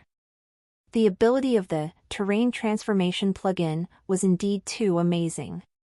Among all the black technology applications that Tang Jin had downloaded, this application had the most visual impact. With the activation of the application, under the horrified gazes of all the Holy Dragon City soldiers on the city wall, a giant semicircular stone wall connecting two cliffs quickly rose from the ground. Its huge shadow instantly covered the entire entrance of the Holy Dragon City Valley, completely blocking the sun. After the stone wall had completely covered the original city wall, it was raised to a height of 50 meters before it stopped rising. In the direction of the Holy Dragon Valley, a transportation ramp quickly appeared, directly connecting to the top of the stone wall. Then, the top of the stone wall began to change again, as if a hollow passage had appeared, and countless windows appeared. The Holy Dragon City's warriors were enjoying themselves when they saw that the power to expand the window seemed to have disappeared, leaving only a small section of the stone wall with no windows. Those with obsessive-compulsive disorder felt that something was wrong. Tang Jin shifted his gaze back from the map. It was only a minute and this was all he could do. Other than the box of brains in the ghost bank, Tang Jin couldn't even take out a single brain from his pocket. He was a standard pauper.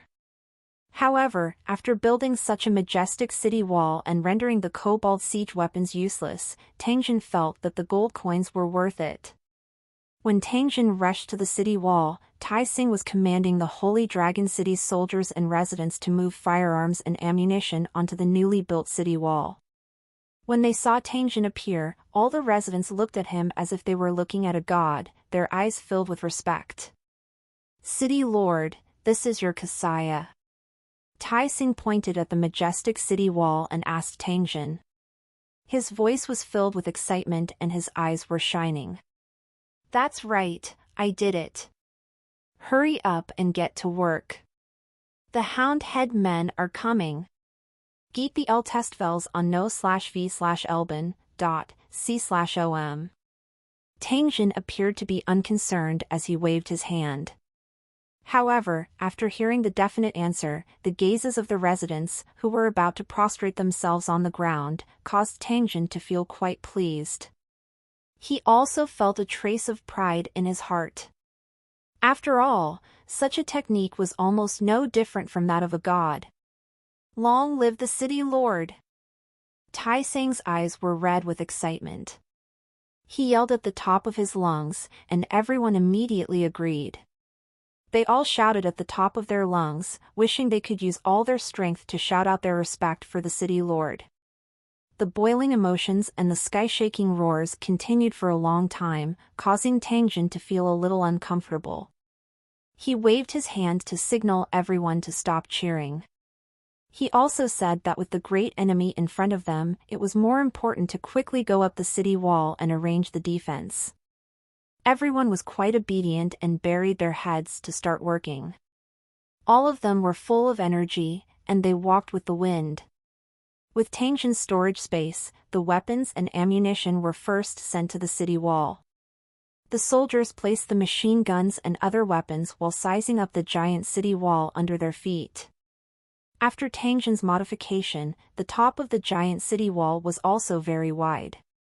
Tang Jin had made a long row of rooms near the valley. When he went in to take a look, it was actually a vertical cave that opened up along the wall. The space inside was very large.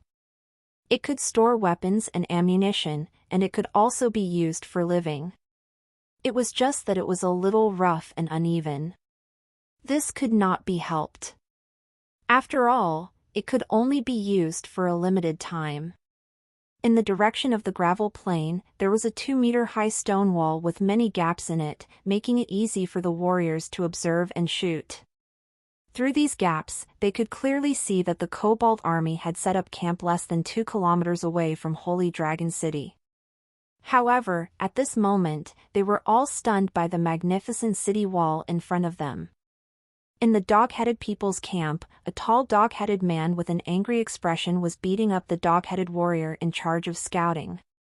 It was because of this group of bastards' wrong information that led to the current dilemma. In the face of such a tall city wall, all the siege weapons lost their effectiveness. Their large army's expedition seemed to have become a huge joke. They couldn't possibly let the dog-headed soldiers fly over a height of 50 meters.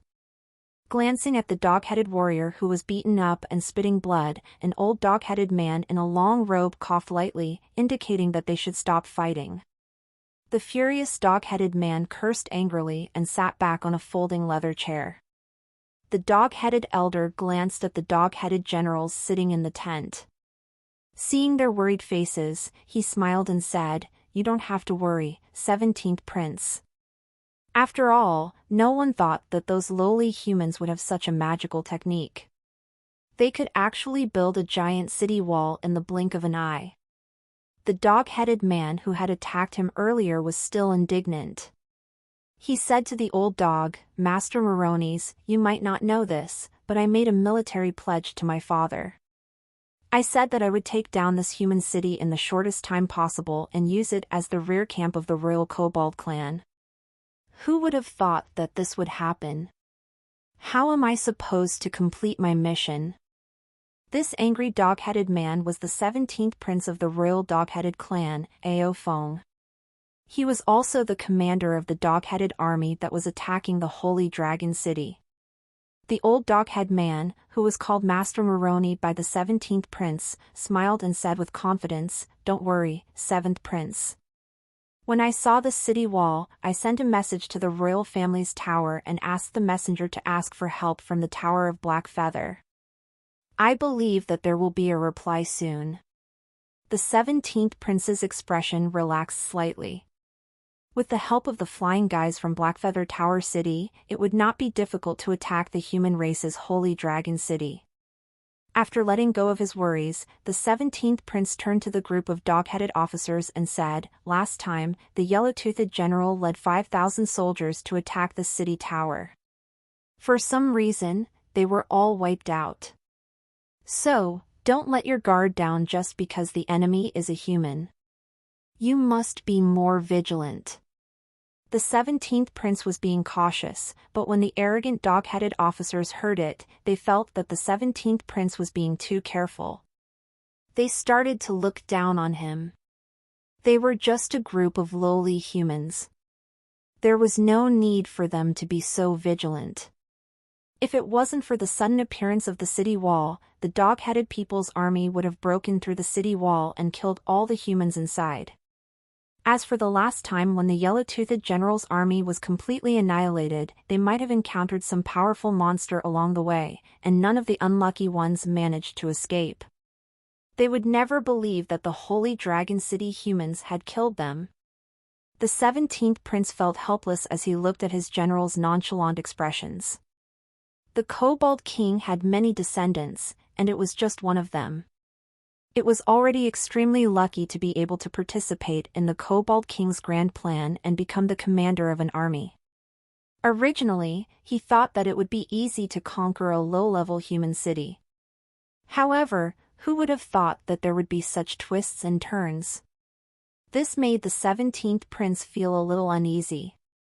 If he couldn't take down this tower, he would probably never be able to stand out among the Royal Kobold clan.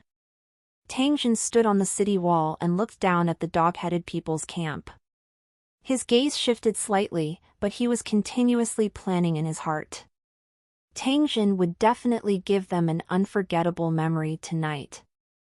After thinking up to this point, Tang Jin walked down from the city wall. He needed to make some preparations and prepare a big gift for the dog-headed people. In the original world, Kimchi Country, Tang Jin walked out from a gap in a container in a remote location. As expected, the container that he had emptied had been discovered by someone and reported to the police. At this time, the entire dock was filled with a tense atmosphere. From time to time, police officers from the Pickle Nation would pass by. Tang Jin ignored the others. After tidying his clothes, he directly headed to the street outside the dock. The officers from the Pickle Nation, who were still at the dock, could never have imagined that the notorious thief who had kept them so busy would slip away right under their noses. Ever since the news of the stolen containers at the dock spread, because of the huge amount of money involved and the involvement of many countries and companies, there was a lot of attention on it, which also put a lot of pressure on the Kimchi police. For the past few days, the police officer in charge of the case had not had a good night's sleep. He had been investigating for clues and collecting relevant information all day long, trying to catch the guy who had moved the empty container in broad daylight without anyone knowing. Tang Jin had come over this time to get a batch of fuel. The Holy Dragon City's stock was already insufficient. After a while, the Holy Dragon City's motor vehicles would run out of fuel. Small fights weren't Tang Jin's style. This time, his target was the fuel truck that was transporting fuel. After activating the all-purpose electronic kit and hacking into the network of the fuel company, Tang Jin got the transportation route of all the fuel tank cars and quickly selected the target. After arriving at the road that the tank truck must pass through, Tang Jin found a slightly remote road section. After adjusting his view to the map view, he sat on a chair by the roadside and waited. Time slowly passed. Tang Jin waited for a long time, but the fuel truck still didn't arrive. He couldn't help but feel a little anxious. The Holy Dragon City was currently surrounded by a large number of soldiers and could be in danger at any time. He could not waste too much time here. If he really could not do it, Tang Jin could only head to those gas stations. While Tang Jin was thinking about this problem, he didn't notice that a car had stopped beside him. At the same time, the car window rolled down and a man wearing sunglasses shouted at him, "Hey, how do I get to Jingpu Road?" Ignoring this fellow, Tang Jin was still pondering if he should change the route. However, he suddenly noticed a tank truck slowly driving over. His mood immediately relaxed. Tang Jin clapped his hands and stood up. He then began to prepare for action. When the young man who was driving saw that Tang Jin was ignoring him, he couldn't help but curse in a low voice. He ignored the girl in the front passenger seat who was blocking him and slammed the door as he walked in front of Tang Jin. "Brat, you're very arrogant." The young man wearing sunglasses pushed Tang Jin, but he felt like he had hit a wall. The other party didn't move at all. Tang Jin slowly turned his head and used an ice-cold gaze to sweep over the young man. The killing intent that he unintentionally revealed caused the other party's body to stiffen. Before the young man could recover from his shock, Tang Jin reached out and took off his sunglasses. After which, he gently pushed his slightly handsome face. It was as if the young man had been knocked down by a car. He immediately flew out and his body slammed into the car with a bang, causing the girl in the car to scream in shock. "Brother, are you okay?" Find new stories on nov/elbin.com. The girl jumped down and helped the young man up. She then shouted to Tang Jin, "Hey, what's wrong with you, uncle? Why did you hit me? Do you believe that I'll call the police right now?" The young man's face was filled with anger. He pushed away the girl's hand and was about to rush up to regain his face. He had been slapped by Tang Jin just now, making him feel very humiliated. "You'd better get out of here, or I'll kill you." Tang Jin coldly snorted. He looked at the fuel truck that was getting closer and slowly walked to the middle of the road. "I think you're the one who's looking for death." The young man didn't seem to be a law-abiding person. Tang Jin's words didn't scare him. Instead, it aroused his fierce nature. After seeing Tangjin walk to the center of the street, he took off his coat and threw it on the ground before striding towards Tangjin. A shrill horn sounded.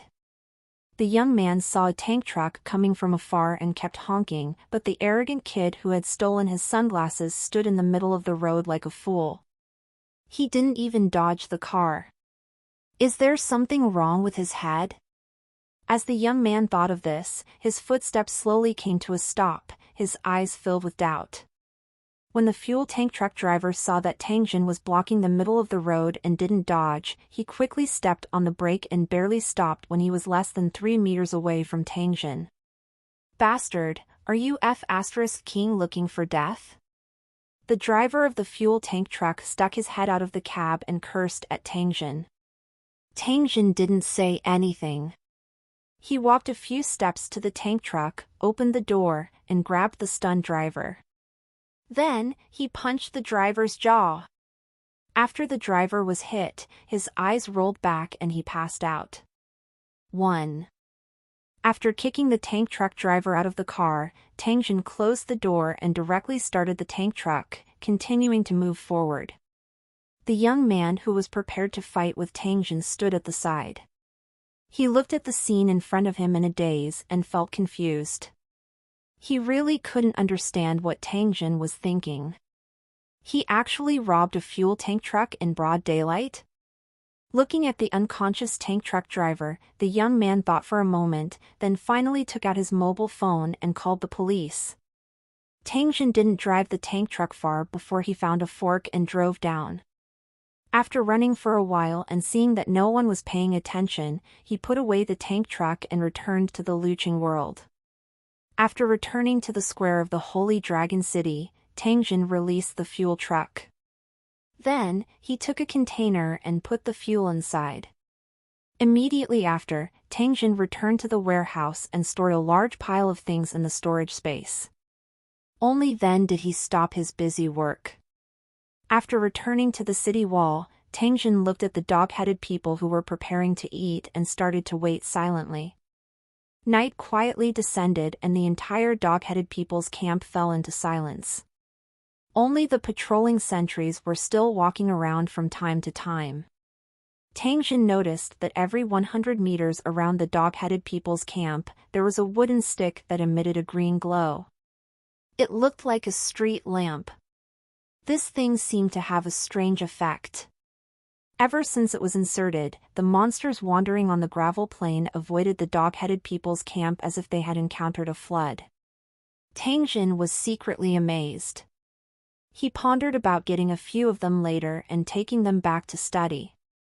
The Holy Dragon City's soldiers were also eating.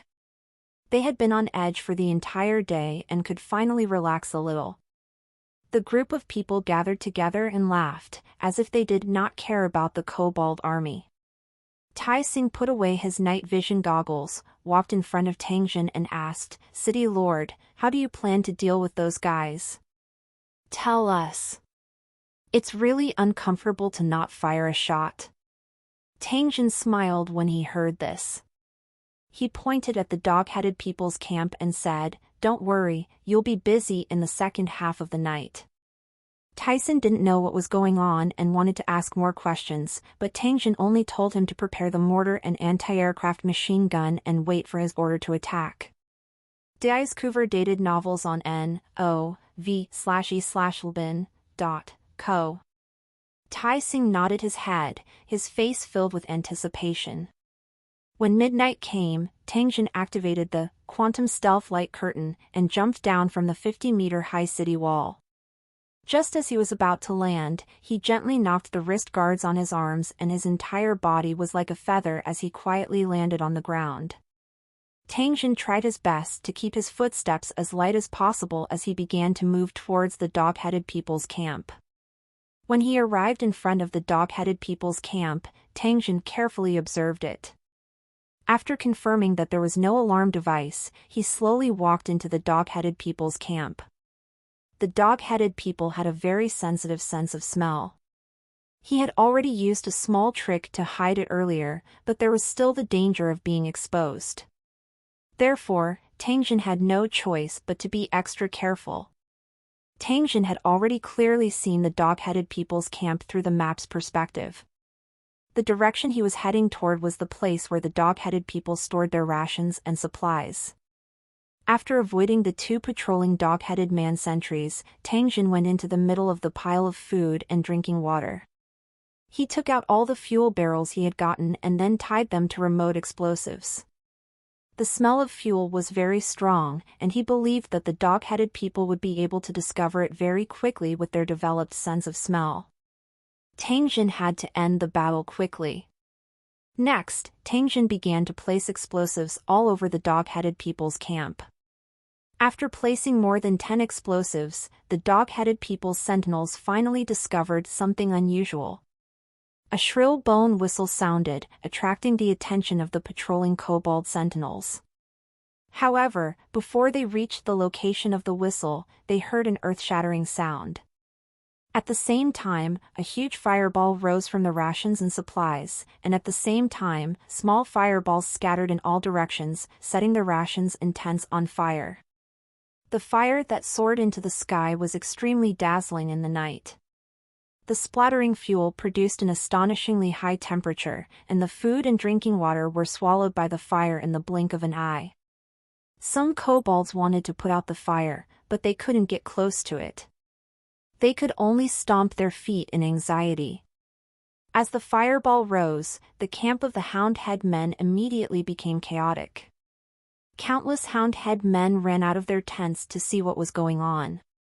However, before they could figure out what was going on, they heard a series of loud noises. The huge shockwave set off the prologue of death in the dog-headed people's camp. Some unlucky dog-headed soldiers lost their lives in their sleep, and some tents were lifted into the sky, with none of the dog-headed people inside surviving. From time to time, broken limbs of the kobolds fell from the sky, causing a huge panic. The kobold officers roared loudly, but they could not control the chaotic situation. This situation meant that the kobolds had already blown up the camp. Tang Jin hid in the dark and threw out 2 grenades. Then, through the communication cracking function of the all-round digital battle interface, he connected to Tyson's walkie-talkie. "Don't worry about the ammunition. Hit it hard!" As soon as Tang Jin's order was given, Tyson, who had been waiting impatiently, immediately gave the order to attack. The 5 mortars produced by the Ice Bear Alliance let out a roar, and the killing explosive shells streaked across the night sky, smashing down on the dog-headed people's camp. Boom! The cannonballs exploded one after another, and the debris and airwaves tore the nearby kobolds into pieces. The power of the explosion was like the collapse of the heavens and the earth, and it completely threw the kobold camp into chaos. Countless dog-headed soldiers in unkempt armor and clothing ran out of their tents like headless flies. They began to flee in all directions, afraid that they would be affected by the terrifying artillery fire. The sound of anti-aircraft machine guns followed closely behind. The bullets from above still produced a terrifying killing effect within the effective distance they could barely reach, knocking down the dog-headed soldiers who were running in all directions. The trajectory of the light drag bullet and armor-piercing burning bullet was extremely beautiful in the night sky, but it represented the gorgeous blooming of the flower of death.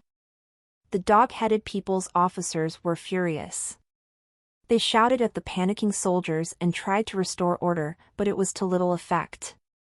From time to time, a wave of bullets would hit the kobold officers who were standing in conspicuous positions, cutting them in half.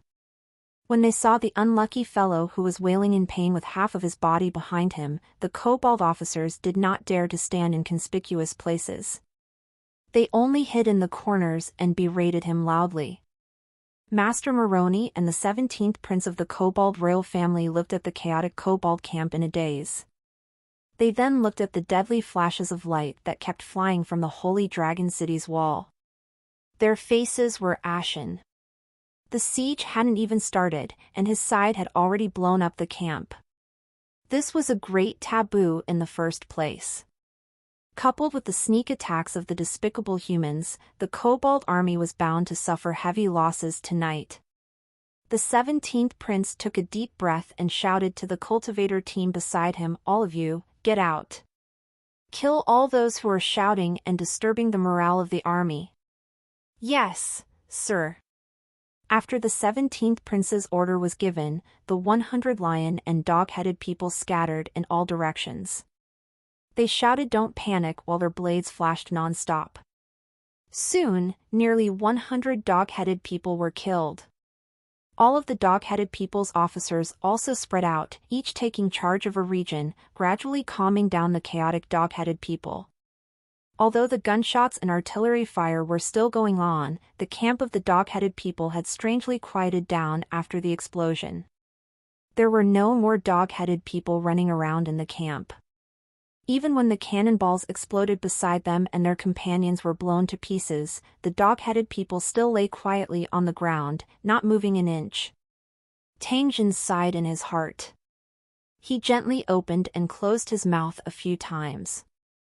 The all-round digital battle interface recognized his mouth into a voice and sent it to Tyson. "Stop firing. Don't waste any more ammunition." As soon as the order was given, the attacks on the city walls stopped. The entire kobold camp fell into a dead silence. Tang Jin, who was hiding in the dark, looked at the 17th prince, who was obviously the commander-in-chief. A murderous intent rose in his heart. He held the purple lightning short sword and quietly moved to its side. The dog-headed people had a keen sense of smell. If it wasn't for the smell of blood and smoke in the dog-headed people's camp, which concealed Tang Jin's aura, he would have been discovered by the dog-headed people. It was precisely because of this concern that he did not dare to get too close. When he slowly moved to about 10 meters behind the 17th prince, Tang Jin shot out like a sharp arrow and the purple lightning short sword in his hand went straight for the 17th prince's neck. Tang Jin's attack was too sudden, causing the guards around the 17th prince to be unable to react in time. By the time they realized that something was wrong, the purple lightning short sword had already touched the 17th prince's skin. "Prince, be careful!" Master Moroni, who was beside the 17th prince, roared. An invisible shock wave spread out with him as the center. Tang Jin was the first to be affected, and his body was violently bounced back. The sword that was supposed to kill him only cut open the 17th prince's skin. "There's an assassin, catch him!" The nearby kobold warriors all rushed over, vowing to capture and kill the assassin.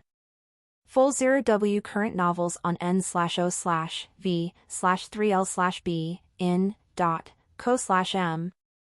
Although Tang Jin was invisible, he still couldn't escape the sniffles of the numerous dog-headed people. They had already faintly locked onto Tang Jin. Tang Jin's body trembled in midair, and he ingeniously removed the force from his body. He glanced at Master Moroni and confirmed that this dog-headed man was a level 4 cultivator. Looking at the methods it used, it was likely to be a holy master. Tang Jin's eyes narrowed slightly when he thought of the fact that the dog-headed man was a grade 4 holy master. The 17th prince, who was ambushed, did not pay any attention to the wound on his neck. After he sniffed, he looked in Tang Jin's direction with a cold and sinister expression. Tang Jin's attack was launched again before the guards could block the 17th prince's body. He took advantage of his invisibility and actually approached the 17th prince's side again. Master Moroni seemed to be able to easily judge Tang Jin's position. Seeing that he was about to attack again, he wanted to use the same trick and send Tang Jin flying with airwaves again. In the blink of an eye, Tang Jin's purple lightning short sword had pierced over. It was less than 2 meters away from the 17th prince. Perhaps in the next second, the 17th prince's blood would splatter on the spot. However, at this moment, Tang Jin, who intended to assassinate the 17th prince, suddenly raised his hand and pointed at Master Moroni. Moroni's, who was about to cast a spell, suddenly felt that he was in trouble. He desperately retracted the spell he was about to release and moved his feet to dodge, but it was too late. A piercing light flashed from Tang Jin's fingers. It seemed to have passed through space and landed on Moroni's head. The cooldown period of the miniature death light weapon was up and Tangjin activated it again, catching Moroni off guard. Pfft. Pfft. Marloki's head, which was filled with horror, disappeared in an instant, leaving only a hunched body standing in place. Tangjin waved his hand and put away Moroni's body. He laughed and ignited a giant cluster bomb. At the same time, he activated the map teleportation plugin and his figure directly appeared on the Holy Dragon City's city wall. He turned around and looked at the Kobold camp. A huge fireball soared into the sky.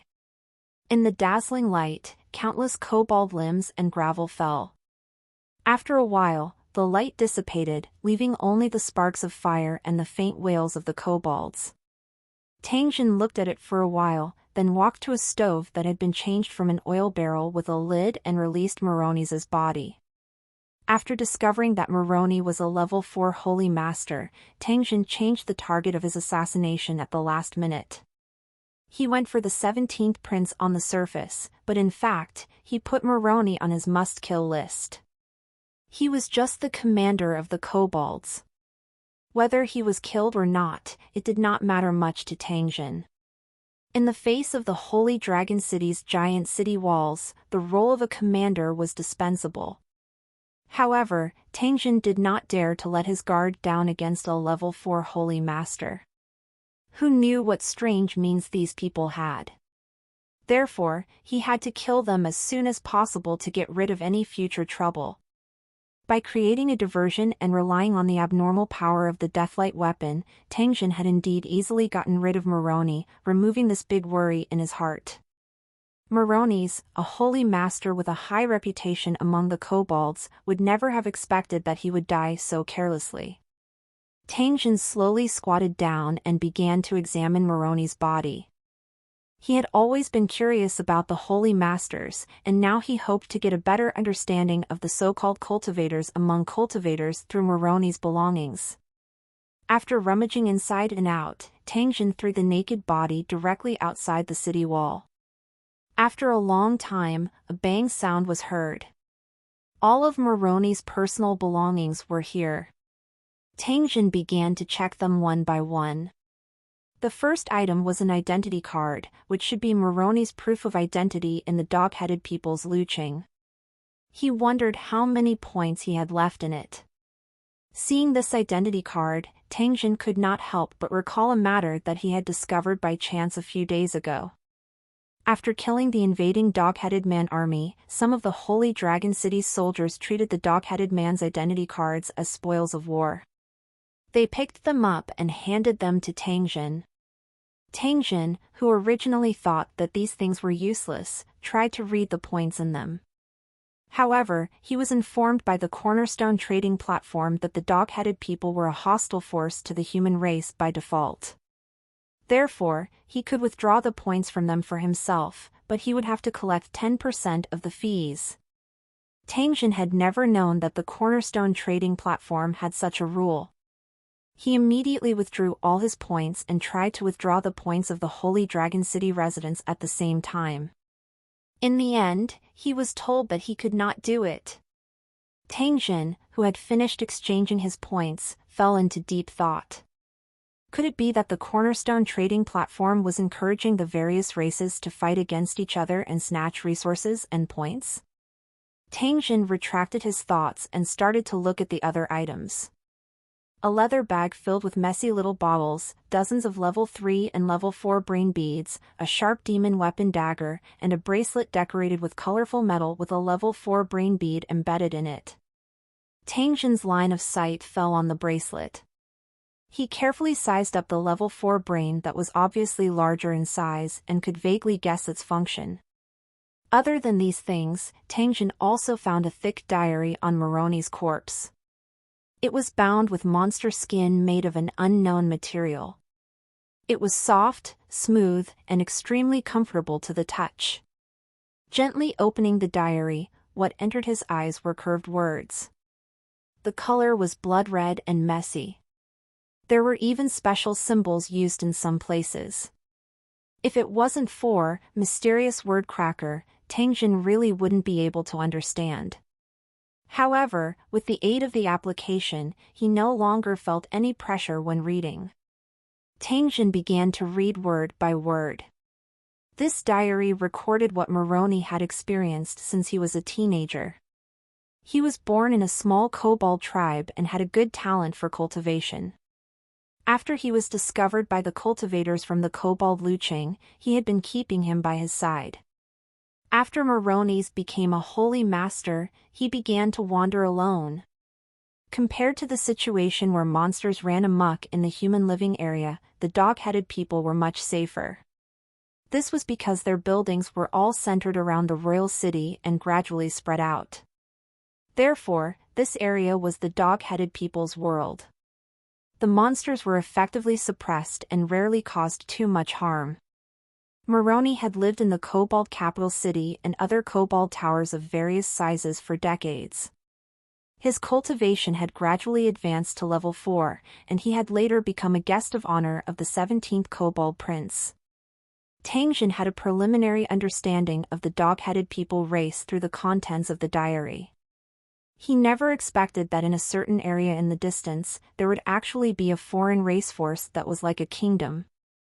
They had many buildings and countless dog-headed people residents. Originally, he didn't take the dog-headed people to heart. However, he didn't expect that there would be such a powerful force behind them. This caused Tangjin to be a little surprised. Tangjin saw Moroni's understanding and application of divine arts in his notebook. After becoming a holy master, Moroni's had to save up points for 5 years before he could exchange for his first divine spell from the Cornerstone trading platform. He had spent 10,000 points. This was a divine spell that could control a dagger and instantly cast it. It could control a dagger to fly and kill enemies within a range of 5 meters, which was why it always carried a dagger with it. With this divine art, Moroni's gradually became famous and accumulated more and more points. Later on, it exchanged for a few more divine arts, including the shockwave that was used to stop Tangjin's assassination. If time allowed, it would have released divine arts one after another. It was a pity that the might Tangjin had used was too overbearing. He had killed him with a single strike. Looking at Moroni's understanding and application of the divine arts, Tangjin felt that these divine arts were a weakened version of mobile phone applications. For example, the ability to control daggers that Moroni exchanged could be downloaded in the application store. Super Item Manipulation Magnetic Field, Basic. Able to control all metal objects. Can be upgraded. The higher the level, the greater the range and power of control. Download cost, 10,000 gold coins. There were also several other divine spells that Moroni's had mastered. There were similar applications downloaded in the application store. The connection between them was intriguing. Tangjin watched all the way until dawn. Only then did he put away Moroni's notebook. Under the light of the morning sun, he sized up the dog-headed people's camp. The neat and orderly dog-headed people's camp the day before could only be described as a scene of devastation at this moment. There were ashes left behind by the fire everywhere. The smoke had not dispersed, and corpses were strewn all over the place. The kobold corpses that had died in the attack last night were being cleared out one by one and piled up on the gravel plain outside the camp. Corpses piled up like mountains, and blood flowed like rivers. Tangjin estimated that the night attack last night had killed at least 4,000 kobolds and burned countless tents and rations. The kobold army was about to face the crisis of running out of food and water. They had to either think of a countermeasure and fight to the death, or withdraw their troops. Other than that, they had no other choice. Tangjin couldn't help but laugh out loud when he saw the dog-headed prince fly into a rage. He took out a heavy sniper rifle from his storage space, locked onto the 17th prince, and gently pulled the trigger. Bang! The bullet pierced through the morning mist and hit the 17th prince's body. The scene of the 17th prince's body being torn to pieces did not appear. A green protective shield appeared on the surface of the 17th prince's body, blocking the attack of the bullet. However, the attack frightened him so much that he quickly hid behind cover under the cover of his guards. Tang Jin was very clear about the defensive power of the protective shield. He also knew that he would not be able to kill the 17th prince, who had already taken precautions after the assassination. This shot of his would only be a hindrance to the 17th prince. Tang Jin, who was in a good mood, was planning to go back and have a meal. However, when he noticed the dust rising in the distance, he couldn't help but frown. This was clearly a large-scale army. Could it be that the Kobold army had increased in number? Quickly switching to the map view, Tang Jin looked at the scene that appeared in front of him. An expression of not knowing whether to laugh or cry appeared on his face. At the same time, he repeatedly shook his head and said, "The commotion last night was too big. It attracted a bunch of people. This time, the Houndhead men are in big trouble." The Kobold sentries who had been released also noticed the group of people who had suddenly appeared. When they saw what it was, their expressions changed greatly. Without hesitation, they drove their huge dogs back to the camp to report the situation. Read lat.stchers on n/v/l/b.i.cm. However, before the Kobold sentry could run a few steps, it was pressed down by a huge rotten claw. The huge force directly squashed the Kobold sentry. Then, the corpse was swallowed by a huge head that revealed its cheekbone. The giant rotting beast that had swallowed the Kobold sentinels roared at the sky and continued to run towards Holy Dragon City. Behind it were all kinds of corpse monsters that covered the sky and the earth as they slowly walked over. It was stinky and ferocious, as if all the evil ghosts from hell had come out. Close to 100 corpse monster centurions were scattered among these corpse monsters. They obviously had simple intelligence and could command the scattered corpse monsters. It was as if their roars had some kind of magic that could make the brutal and bloodthirsty corpse monsters advance according to their orders.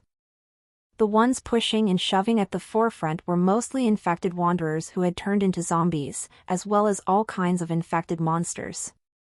They were like cannon fodder, and it would not be a pity no matter how many of them were consumed. Following around these corpse monsters were all kinds of creatures from the corpse race world.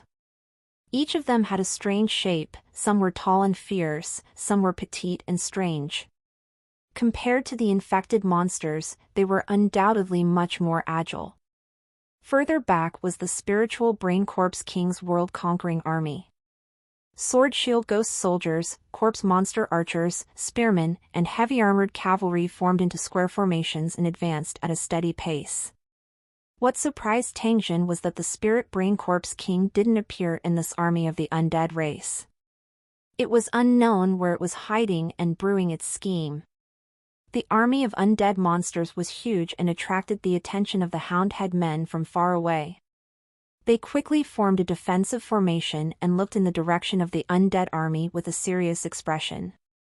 The 17th prince looked at the approaching army of corpse monsters, and his face became gloomier.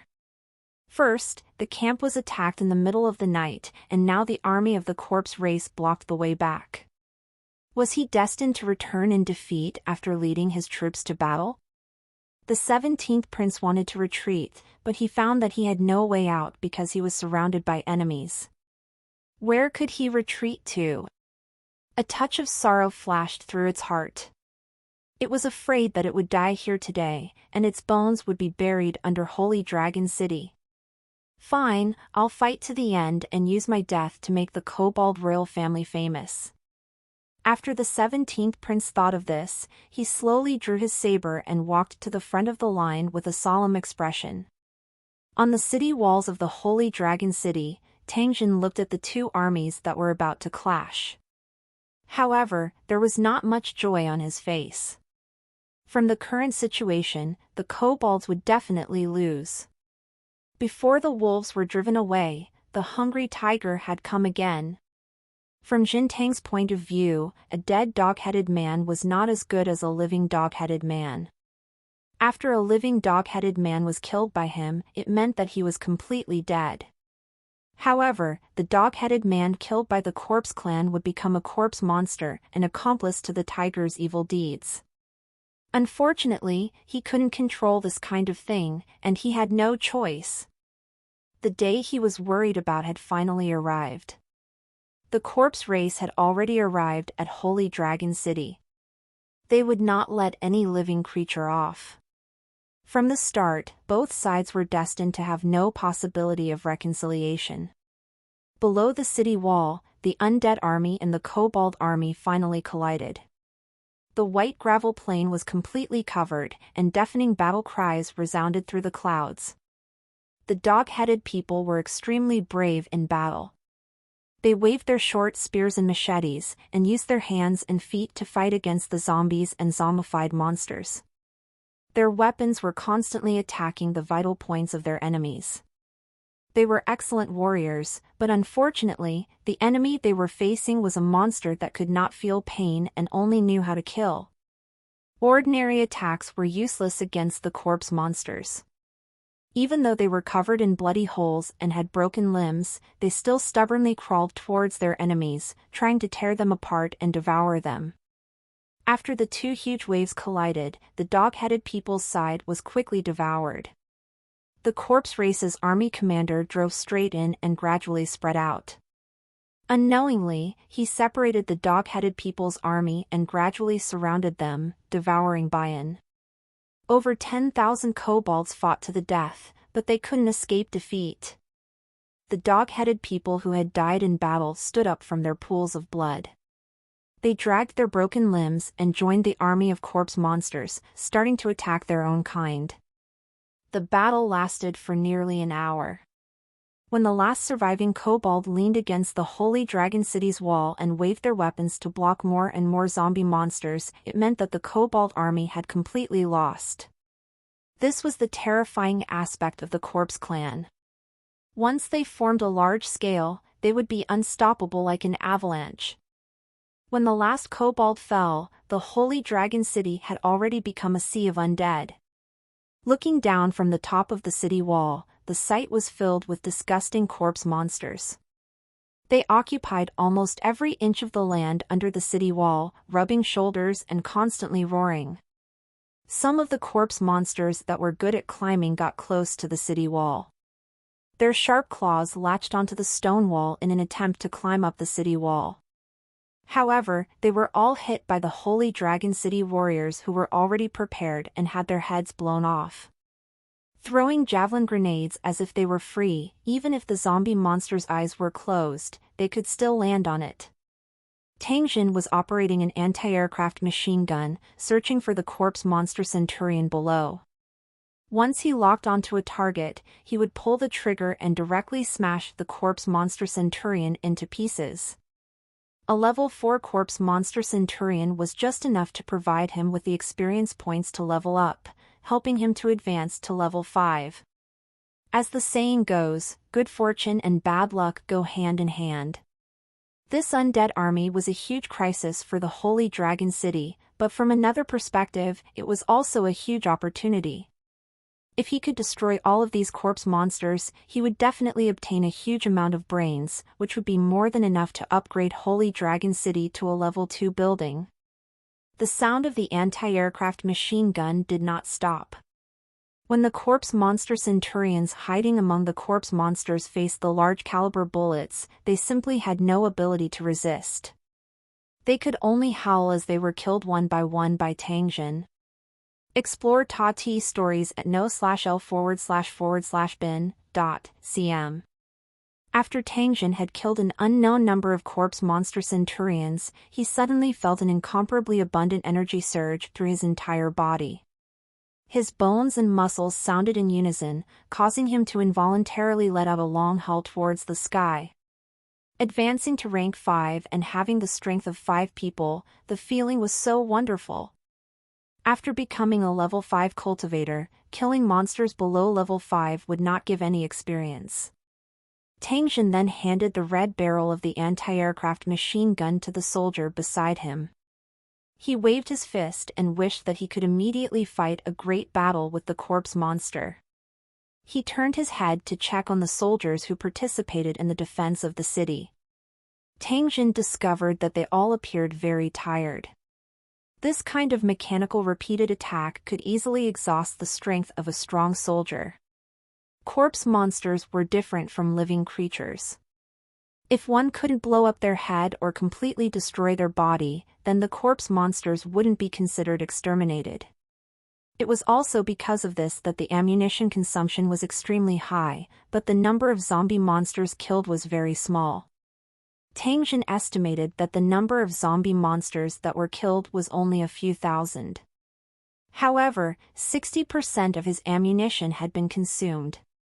Tang Jin's heart was slightly shocked. He secretly thought that he could not continue like this. Otherwise, he would run out of ammunition. Without any weapons to protect himself, the Holy Dragon City would really be in danger of being destroyed. Tang Jin called Tai Xing over and told him that he only needed to be wary of the monsters that were climbing the walls. As for the corpse monsters on the ground, he didn't need to worry about them for the time being. Tang Jin planned to use other methods to deal with them. On the giant city wall, Tang Jin glanced at the densely packed zombie monsters. Under the watchful eyes of the soldiers, he activated the teleportation function. In the Pickle Nation of his original world, Tang Jin walked out of a secluded path. He ran the Universal Electronic Kit as he walked, quickly searching the internet in an attempt to get 2 fire engines. Soon, he found the result he wanted. A company was selling 2 fire engines. After looking at the location of the company, Tang Jin found that it was not far from him, so he decided to go directly. The best way to deal with these zombie monsters was to use fire. However, there were too many zombie monsters and special tools were needed to spray fuel. Tang Jin thought for a while and found that only the fire truck was the most suitable. Tang Jin hailed a taxi on the road and told the driver the address. After which, he sat in the back seat and closed his eyes to rest. The taxi drove for more than 20 minutes before Tang Jin got off the car and paid. He glanced at the factory's gate and walked in. After telling the guard that he was here to buy a fire truck, the guard picked up the phone and said a few words before letting Tang Jin follow him in. The area of this factory was not small. Tang Jin followed the security guard for a while before he saw the person in charge of this factory, a middle-aged man with a short figure. After the two of them exchanged a few words, the middle-aged man led Tang Jin to a row of garages and opened the garage door to invite him in. 2 water tank fire trucks that were 60 to 70% new were parked in the garage. They looked like they were well maintained. Tang Jin inspected them a little and confirmed that they could be used normally. He then decided to buy them. Tang Jin walked out of the garage and was planning to discuss the price with the middle-aged man. However, he did not expect that a young man's flustered and exasperated voice would suddenly be transmitted from behind. "Bastard, you actually dared to come here." At the same time, a hand was placed on his shoulder, and he was even moved forcefully. Tang Jin was slightly startled. He thought in his heart, "Which fellow is this?" After which, he turned his head and took a look. He didn't expect to know this man. He was the young man who had his sunglasses stolen when he intercepted the fuel tank truck last time. Pushing away the young man's hand, Tang Jin coldly snorted, "You'd better stay away from me. Don't look for trouble. If you delay my official business, I'll deal with you." The young man staggered and almost fell to the ground. He had been defeated by Tang Jin twice in a row, which made him feel very embarrassed. He rolled up his sleeves and rushed forward to compete with Tang Jin. The middle-aged man quickly hugged him and shouted to the young man, "You she, what are you doing? If you cause any more trouble, I'm going to call the chairman." The young man called Yushi struggled a few times, but was unable to break free from the middle-aged man's embrace. He pointed at Tang Jin and roared, "What is this guy doing? Why is he here?" He wants to buy a fire truck, the middle-aged man quickly replied. The two trucks that were returned. Upon hearing this, Yushi didn't even think. He roared at Tangjin, "Get lost, I won't sell this car to you. Leave right now." The middle-aged man smiled bitterly. The chairman's son had never done anything serious except causing trouble. No wonder his father sent him here. He thought that it would be more peaceful. Who knew that he would quarrel with the client after just a few days? The middle-aged man didn't want to know the reason for the enmity between the two. He only knew that this young master was too willful. Tangjin looked at Yushi, who was baring his fangs and brandishing his claws, and shook his head slightly. He had no interest in dealing with this kind of guy. He had originally planned to pay for the goods honestly, but after this guy's trouble, it would be strange if Tangjin was willing to pay. After a while, I'll get rid of these two cars and fill in the traffic. Do they really think I don't have a temper? After thinking up to this point, Tangjin turned around and left. He didn't care about the middle-aged man's urging to stay and Yushi's mocking. He quickly walked out of the factory and turned into a nearby alley. 10 minutes later, Tangjin, who had activated the quantum invisibility screen, returned to the garage and sent the two fire trucks back to the Holy Dragon City's city wall. Only then did he begin preparing the next item of materials with satisfaction. If he were to use fuel oil alone, the killing effect on the zombie monsters would be too low. Therefore, Tangjin also planned to add some seasoning to ensure that the fire would burn for a longer time and it would be more difficult to extinguish it. Tangjin had used this method to deal with corpse monsters before. Therefore, he had some experience. After walking around the market once, he had gathered most of the required materials. He placed them in a hidden corner and sent them back to the Holy Dragon City while no one was paying attention. The last thing he needed to prepare was a large amount of fuel. There were many gas stations in the vicinity of the city, but the amount of gas storage was unable to meet Tangjin's needs. After screening through the possible locations for gas storage, he finally locked his target on a large airport in the city. The all-purpose electronic kit obtained the relevant information. Through the satellite map and building drawings, it could be seen that there was a large oil depot built on the airport, and the tall oil tank was shining in the sun. He got into the car and went straight to his target. It didn't take long for him to arrive near the airport. A passenger plane was taking off from the airport and slowly rising into the sky. After activating the quantum stealth light curtain, Tangjin easily entered the airport and effortlessly found the huge storage tank. He raised his head and sized it up a few times before he began to think about how to move the fuel away. The size of the oil tank was too large, and it was impossible to store it directly into the space. However, the fuel in bulk could not be transported, which gave Tangjin a headache. Could it be that he had to bring the fire truck's tank over, fill it up, and then bring it back? Tangjin, who did not have a suitable container in his hands, could only use this method in the end. However, the problem came again. How could he block the huge water tank of the fire truck and prevent others from seeing him stealing oil here? Fortunately, there was plenty of black technology in the application store, so solving this problem was a piece of cake. Holographic camouflage screen. After operation, it can perfectly disguise fixed objects 100 meters x 100 meters x 100 meters, blocking a variety of detection methods. Download cost, 2,000 gold coins. The price was not high, but Tangjin was short of money. If he had not obtained some brain beads from Moroni's, he would not be able to afford it. After exchanging the brain pearl for gold coins, Tangjin chose to download and install it. After the installation was completed, Tangjin launched the application. According to the instructions, Tangjin chose the oil tank above his head as the camouflage target. Only the user, Tangjin, could see that countless rays of light were connected together to form an inverted semicircular light shield that covered all the oil tanks.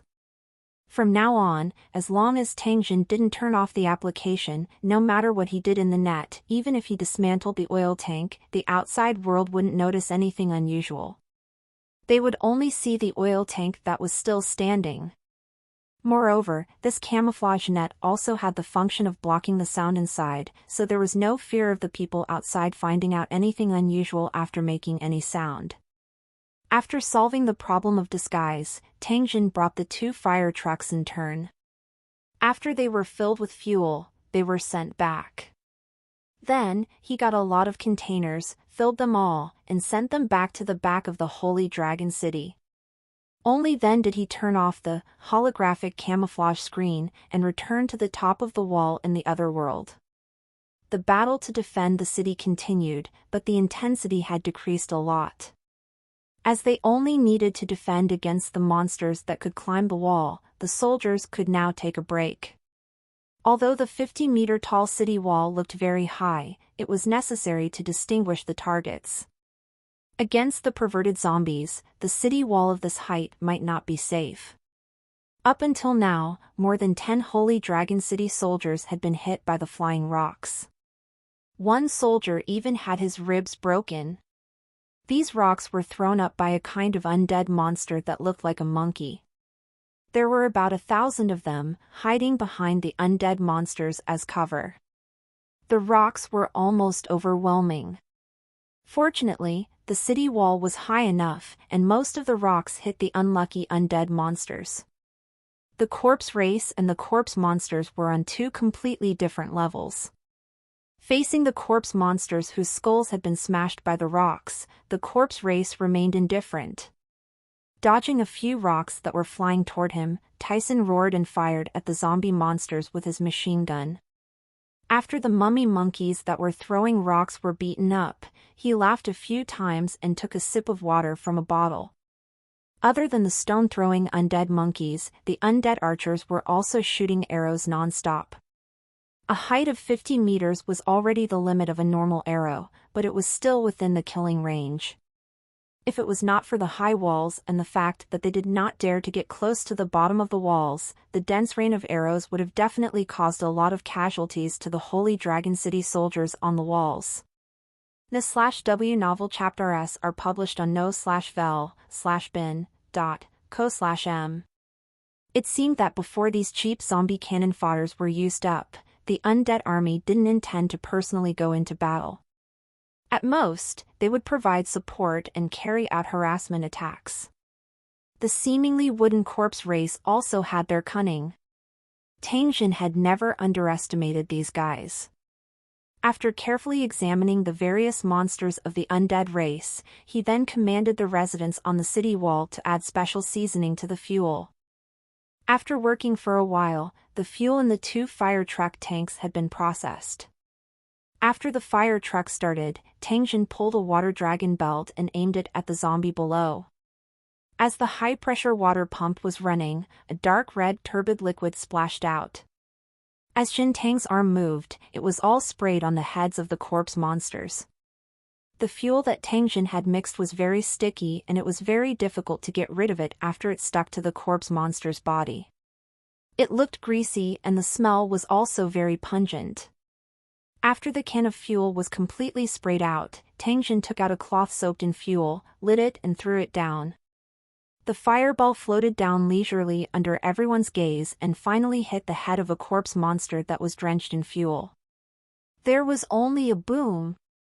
The area below the huge city wall immediately turned into a sea of fire. The waves of fire soared into the sky, bringing with them thick smoke. The burning undead kept howling and struggling in the sea of fire. The fat in their bodies was ignited and turned into countless moving torches. Looking from above, the ground was full of these burning fireballs. The stench of burning flesh mixed together, making people want to vomit. In this fiery hell, the number of standing corpse monsters decreased, but the charred remains on the ground increased. The corpse clansmen who were hiding in the back saw that the situation wasn't good and had already dodged far away. Only the corpse clansmen with simple intelligence had already been frightened by the monstrous flames. The fire burned for a long time before it slowly extinguished. However, the bottom of the city wall had already become charred black. There were layers of monster corpses everywhere, already stuck together, and green smoke floated in spirals. The number of zombie monsters was already quite large.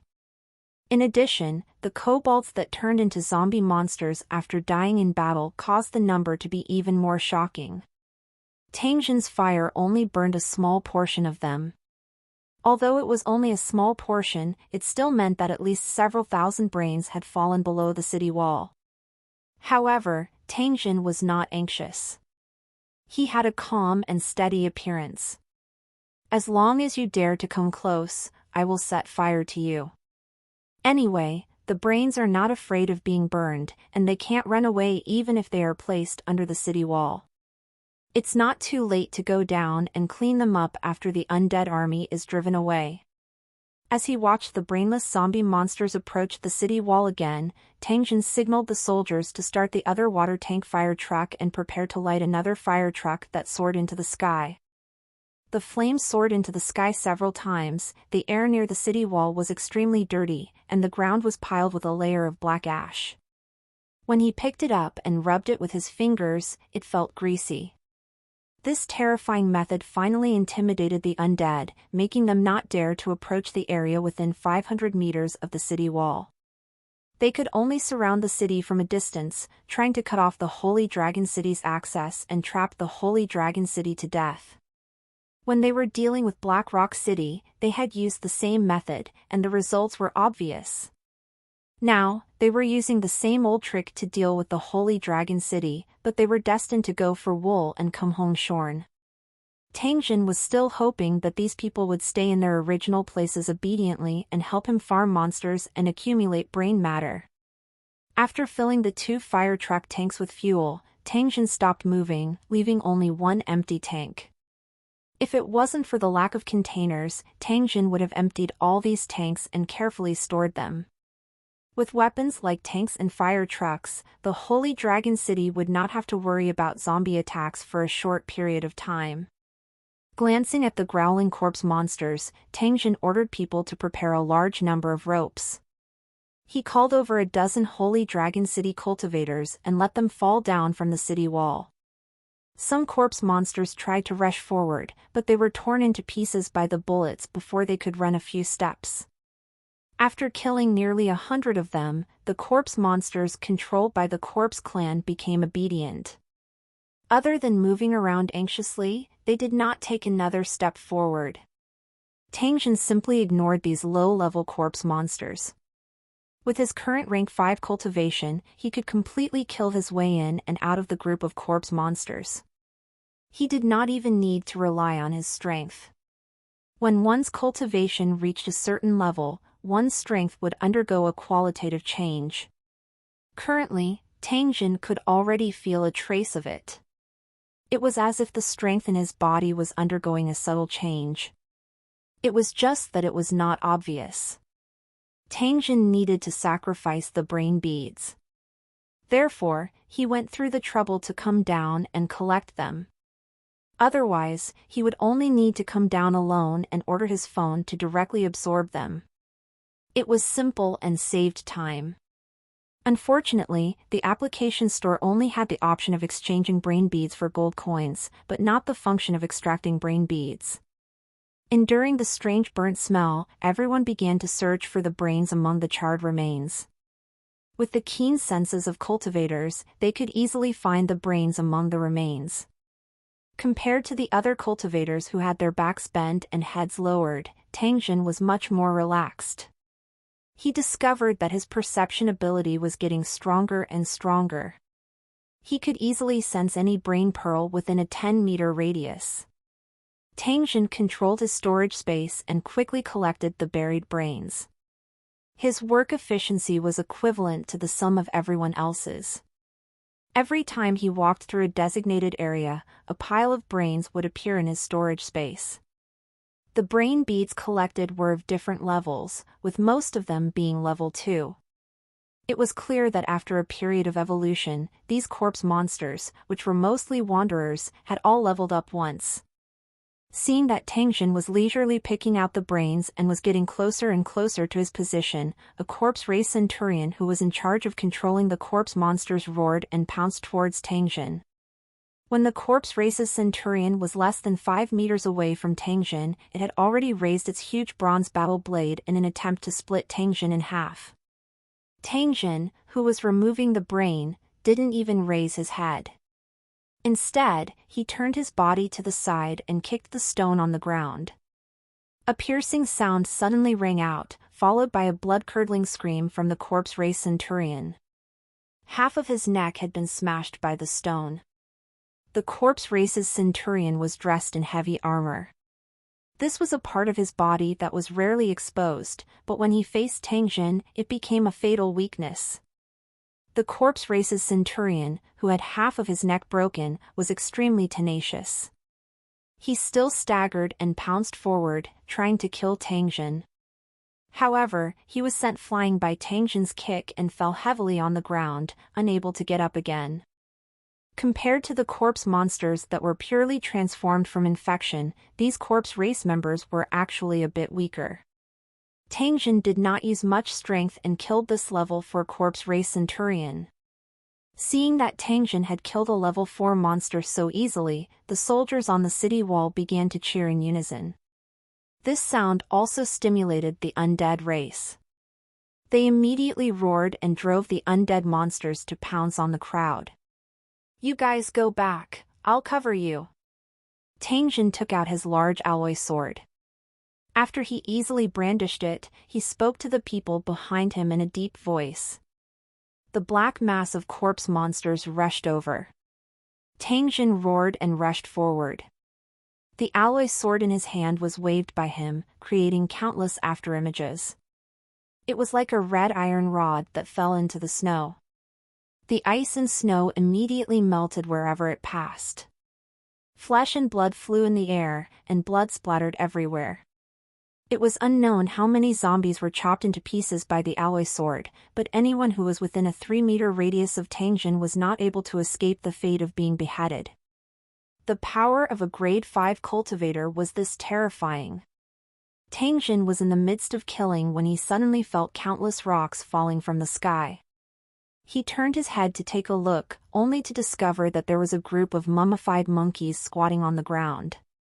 They were emitting mournful roars as they continuously threw rocks at him. There were too many rocks and they continuously fell around him. Tangjin was extremely annoyed and anger rose in his heart. He took out a grenade and threw it towards the group of mummified monkeys. The grenade exploded, scaring the group of mummified monkeys into jumping all over the place. However, they still persevered in throwing rocks at Tangjin. He took out his machine gun and fired. After driving these mummified monkeys far away, Tangjin laughed at himself. He thought to himself, "Why am I angry with a group of mummified monkeys?" After slashing another level 4 zombie with the body of a giant crocodile and the head of a giant python, Tangjin took out the brain pearl and began to retreat in the direction of the city wall. The zombie monsters stopped chasing after them when they reached the border of the burning area. They only roared at Tangjin continuously. Tangjin let out a sigh of relief.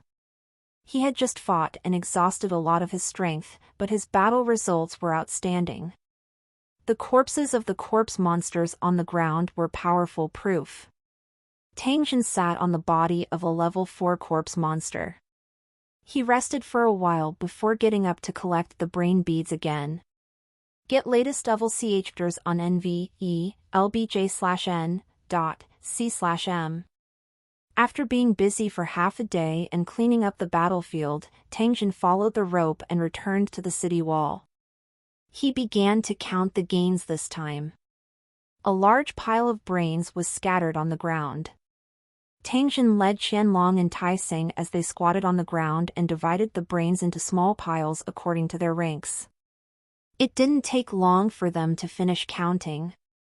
This time, he had obtained more than 5,000 level 1 brains, more than 14,000 level 2 brains, less than 1,000 level 3 brains, and only a few dozen level 4 brains. No matter what, he had gained a lot this time. At the very least, he had gathered enough brain beads to upgrade the building. One must know that in order to gather enough brain pearls to upgrade the tower, Tang Jin had racked his brains and had even shamelessly extorted Black Rock City. Now that he had enough brain beads, it was time to prepare for the upgrade of the building. Due to the lack of brain pearls, Tang Jin originally planned to wait until the Flashing Gold Race's sanctuary was completely cleared before considering the problem of upgrading the tower. However, it seemed that there was no need for this now. Tang Jin decided to upgrade the Holy Dragon City to level 2. He had waited for this day for a long time, and in his heart, he was already somewhat impatient. But before that, he still had some things to prepare. The first was the defense of the city tower. Compared to the monster attacks when the city tower was built at level 1, the attack would be 50% stronger when it was upgraded to level 2. However, for the Holy Dragon City, which was currently surrounded by a large number of troops, that number of monsters was not even a fraction of the total number. However, due to the undead army surrounding the city, when the undead monsters were leveling up in the Holy Dragon City, they would definitely launch a crazy attack on the Holy Dragon City due to the influence of the law. The strength of the attack would far exceed that of an ordinary monster attack. Therefore, Tang Jin had to be prepared. Secondly, the Holy Dragon City's food warehouse was almost empty, and Tang Jin had to replenish it. Ariad updated stirise at n/vel/bin.com. Currently, the Holy Dragon City was still unable to be self-sufficient. The residents' main food had been purchased and supplemented by Tang Jin. The last time he asked Peter to transport the food, it was only enough to support the Holy Dragon City's consumption for a month. Now that Peter and Ivanov had disappeared together, and he was in Kimchi country, Tang Jin could only personally complete the purchase. After giving some instructions to Tyson, Tang Jin started the teleportation and appeared under the fuel tank of the airport in Kimchi country. Tang Jin, who had activated the quantum invisibility light curtain, observed the surroundings. It seemed that the matter of the missing fuel had not been discovered by anyone. The area around the fuel tank was still quiet, with only the occasional ground crew and vehicles passing by. After leaving the airport, Tang Jin went to the market to buy a batch of food. After walking around the market and gathering enough food, Tang Jin was planning to return to the airport. However, he accidentally discovered a familiar-looking person in a restaurant by the roadside. After some thought, Tang Jin remembered the identity of this person. It was the guy who caused him to be pestered by the Kimchi police. Tang Jin walked into the restaurant and sat opposite the person. He looked at the guy without saying a word. The young man, who was burying his head in his food, noticed that someone was sitting opposite him. He looked up, but unfortunately, he did not recognize Tang Jin. After glancing at Tang Jin, he continued to bury his head in his food. Tang Jin smiled. He suddenly extended his hand, grabbed the young man's head, and directly pressed it into the bowl of noodles in front of him. No matter how that fellow struggled, he refused to let go. The struggling young man immediately attracted the attention of the surrounding diners. Some of them tried to come up and rescue him, but were frightened by Tang Jin's eyes that were filled with killing intent. They could not help but step back resentfully and point at Tang Jin from a distance. Seeing that there were more and more onlookers, Tang Jin decided to change the place to do his business. Tang Jin dragged the young man whose face was covered in soup. He didn't care about this guy's protests and struggles. He directly dragged him to a nearby alley and then threw him on the ground. "Bastard, who are you? Do you want to die?" The young man, who had fallen to the ground, rubbed his buttocks and spat out a mouthful of saliva that contained blood as he furiously cursed at Tang Jin. Tang Jin coldly laughed when he heard this. He stepped forward and kicked the young man a few more times. Only then did he shake his head and slowly said, "Your memory is too bad. If you are unlucky one day and get killed by the people you have tricked before, I'm afraid you won't be able to recognize who did it, right?" After the young man was kicked a few times, he felt unbearable pain. He was afraid that he would be beaten up again, so he became more well-behaved and said to Tang Jin, "If you have something to say, say it. Don't beat around the bush. You said that I've tricked you in the past? What do you think?"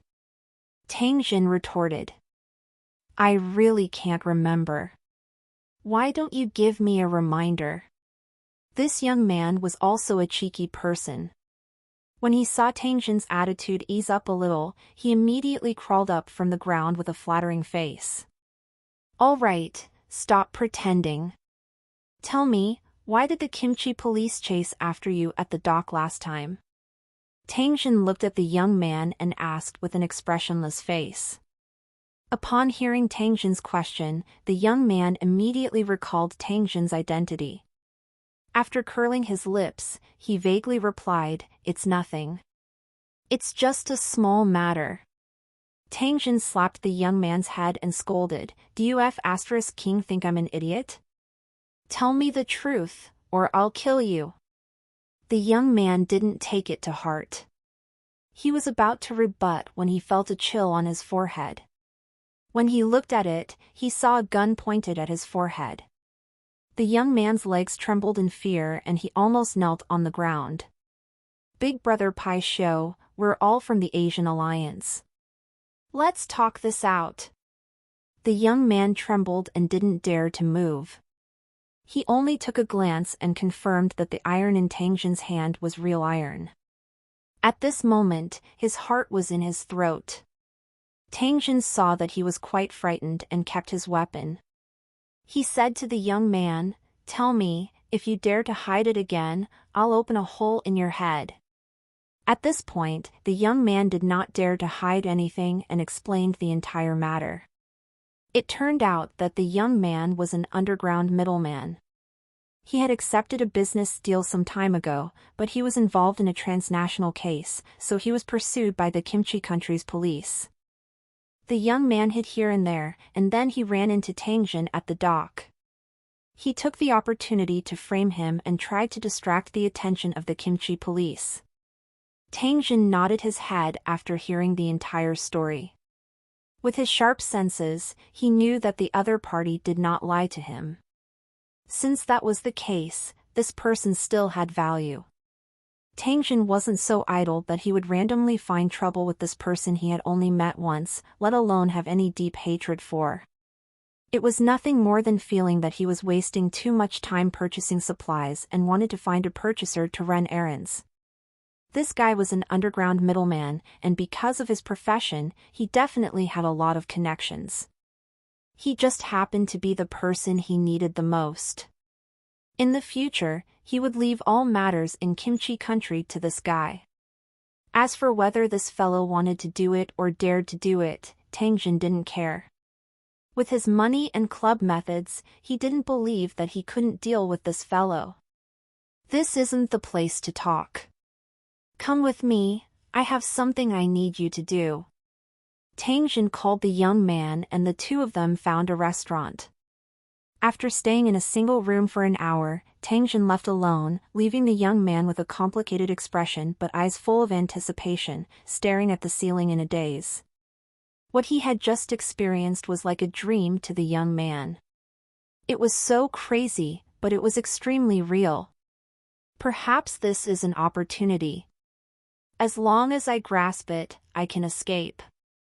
The young man seemed to have thought of something, and a smug smile appeared on his face, but a cold light flashed in his eyes. Throwing away the cigarette butt in his hand, the young man picked up the heavy bag on the ground and stepped out of the restaurant's private room. In the next few days, the young man dealt with a large amount of gold of unknown origin through his own connections.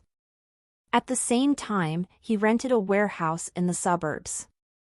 From time to time, vehicles filled with food and fuel would enter and fill the warehouse to the brim. Then, they would be transported away by Tang Jin.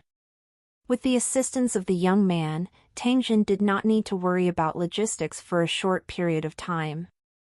All he had to pay was a simple performance and a few large pieces of gold that he had casually picked up from the fallout shelter. When the tower was upgraded to Grade 2, the city lord only needed to offer a sacrifice in the tower. The Holy Dragon City's walls were filled with fully armed soldiers. They looked solemn and expressionless as they looked at the undead army below. Beside them were all kinds of weapons and equipment used to defend the city. Tang Jin had already told them that he wanted to advance Luqing. Now that the corpse army had surrounded the city, the monsters summoned by the rules could only be corpse monsters. They only needed to deal with these corpse monsters that were attacking the city using the previous method. In the Holy Dragon City, Tang Jin took out the brain beads from the stone altar and piled them on top of it. At the same time, he began to communicate with the foundation stone to confirm the upgrade of the tower. As the foundation of the Mother Tree Tower City was already bound to the main city, it only needed to level up at the same time. However, the number of brain pearls sacrificed had to be doubled, which meant that the Holy Dragon City's main city and the Mother Tree Auxiliary City needed to sacrifice a total of 20,000 level 2 brain pearls. The image of the level 2 city appeared in his mind. Compared to the previous level 1 city, the level 2 city was more than twice as large and as tall as before. It looked quite magnificent. After slightly changing the layout of the level 2 main tower city, Tang Jin confirmed the construction. Following the order, the entire city tower immediately became illusionary. Following Tang Jin's modifications, it quickly widened and rose. In the blink of an eye, the upgraded level 2 city tower appeared in front of the Holy Dragon City's residents. Looking at the even taller and more majestic city, the residents cheered in unison.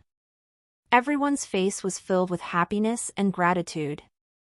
Before they could finish cheering, the mother tree in the valley suddenly moved. The soil at the roots of the tree trembled slightly, as if a prehistoric beast was lurking underground and was about to break out of the soil. Voila! Under everyone's shocked gazes, the mother tree's trunk continued to extend into the sky as if it was going to pierce through the heavens. At the same time, its trunk was also growing thicker, and the roots of the tree were cracking the ground. By the time the mother tree stopped growing, the area covered by its crown was actually a mile wide. It was a spectacular sight. A gentle breeze blew past, and the leaves of the mother tree trembled slightly. Speckles of 7-colored light fell from the tree. It was exceptionally beautiful even during the day, and the residents of Holy Dragon City were stunned by it. After the Tower City finished upgrading, Tang Jin rushed to the city wall without stopping. However, before he reached the city wall, he heard a monster's roar that resounded through the clouds. At this moment, the countless corpse monsters had already begun to attack the Holy Dragon City. Under the influence of the rules, they became extremely crazy, and even the corpse race could not interfere at all. Sure enough, it was as Tang Jin had guessed. The monsters that were attacking the city were the zombie monsters that had surrounded the city. As they did not need time to gather, there was no lack of high-level monsters. Therefore, the moment the building was upgraded to level 2, these zombie monsters could not wait to start attacking the city. These corpse monsters were stacked under the city wall, and they were actually more than 30 meters tall. Looking down from above, they looked like countless squirming insects, which was a terrifying and disgusting scene. They crazily bit the wall, trying to climb up the tall city wall. A few of the corpse monsters used some unknown method and had even climbed up the top of the city wall. Fortunately, the soldiers were prepared and killed the monsters in the shortest time. 2 water tank fire trucks were spraying fuel continuously, but there were too many zombies. Often, just as a zombie was filled with fuel, it would be stepped on by a few other zombies. After spraying for a long time, 90% of the zombies that were sprayed with fuel were actually buried under the pile of zombies. This way, the burning effect would be greatly reduced, but he could not care too much at the moment. A few burning fireballs were thrown down and hit the bodies of the corpse monsters, but they did not cause a huge flame like before, only igniting a small area. Upon seeing this, Tai-Seng ordered his men to push down all the oil barrels around him and then fired armor-piercing fireballs, finally igniting a few large fireballs. The flames rose up once again. The warriors endured the scorching heat and beat the zombies that were still climbing up the wall into the sea of fire. As for the undead that were slightly further away, they were suppressed by machine guns and mortars. It was unknown what method the Spirit Brain Corpse King used to make them not affected by the rules, so they were not as crazy as the corpse monsters. After a few tentative attacks, they chose to wait and see. This helped to reduce the pressure on the soldiers, and they only needed to deal with the crazy zombie monsters. Looking at the horde of zombie monsters under the city wall, the soldiers sighed in their hearts. If it wasn't for the city lord's godlike means to build this giant city wall at the critical moment, the Holy Dragon City would have been razed to the ground by the Kobold army and these zombie monsters. Even with such an advantage, the battle was still fraught with danger. From time to time, some special corpse monsters would rush up the city walls, their bodies burning with fire as they scurried around, causing chaos. Every time this happened, the members of the Cultivator battle team would quickly surround them and kill these corpse monsters in the shortest time possible, taking out their brains and throwing them down on the city wall. Flames, smoke, blood, and debris. The scene on the city wall was like hell. If one's mental strength was too weak, they would have been paralyzed on the ground and hiding in a corner, trembling. Fortunately, none of the Holy Dragon City's soldiers were cowards. They were immersed in this hellish scene, operating the weapons in their hands, adding a touch of blood to the picture of death. When the howls of the zombie monsters became weaker and weaker, and finally completely disappeared, everyone realized that the monster siege battle had ended. Tang Jin threw down the javelin in his hand. His gaze swept across the faces of every Holy Dragon City soldier before he finally swung his fist with all his might. "We've won!" As soon as the words left his mouth, all the Holy Dragon City soldiers burst out in earth-shattering cheers, laughter, and curses. Then, they sat on the ground and began to pant. New N0VEL chapters are published on N0V/E/LB/IN/CO/M. They were too tired. The fierce battle had completely exhausted their last trace of physical strength. Many people gritted their teeth and persevered. They even tied themselves with ropes and leaned their bodies against the wall, unwilling to retreat even half a step. As soon as the battle ended, the Holy Dragon City's residents immediately went up the city walls, bringing hot water and food to reward the Holy Dragon City's warriors. Tang Jin looked at the undead army in the distance. An indescribable feeling of disgust rose in his heart. He felt that this group of people deserved to die. Although the Holy Dragon City, which was besieged by the corpse race, did not have to worry about food supply, the speed of development would definitely be greatly limited. Tang Jin did not want to see the corpse race expand without any restraint, so he had to reverse this situation. What Tang Jin wanted to do was to completely clean up the undead army. Then, he would return an eye for an eye and directly attack the nest of the undead. The Holy Dragon City currently did not have such means, and Tang Jin did not have such black technology in his hands. Therefore, he had to find countermeasures from the original world. After changing his clothes, Tang Jin activated the teleportation function and appeared in the Kimchi country. Well, that's all for this part, truckers. See you all in the next video.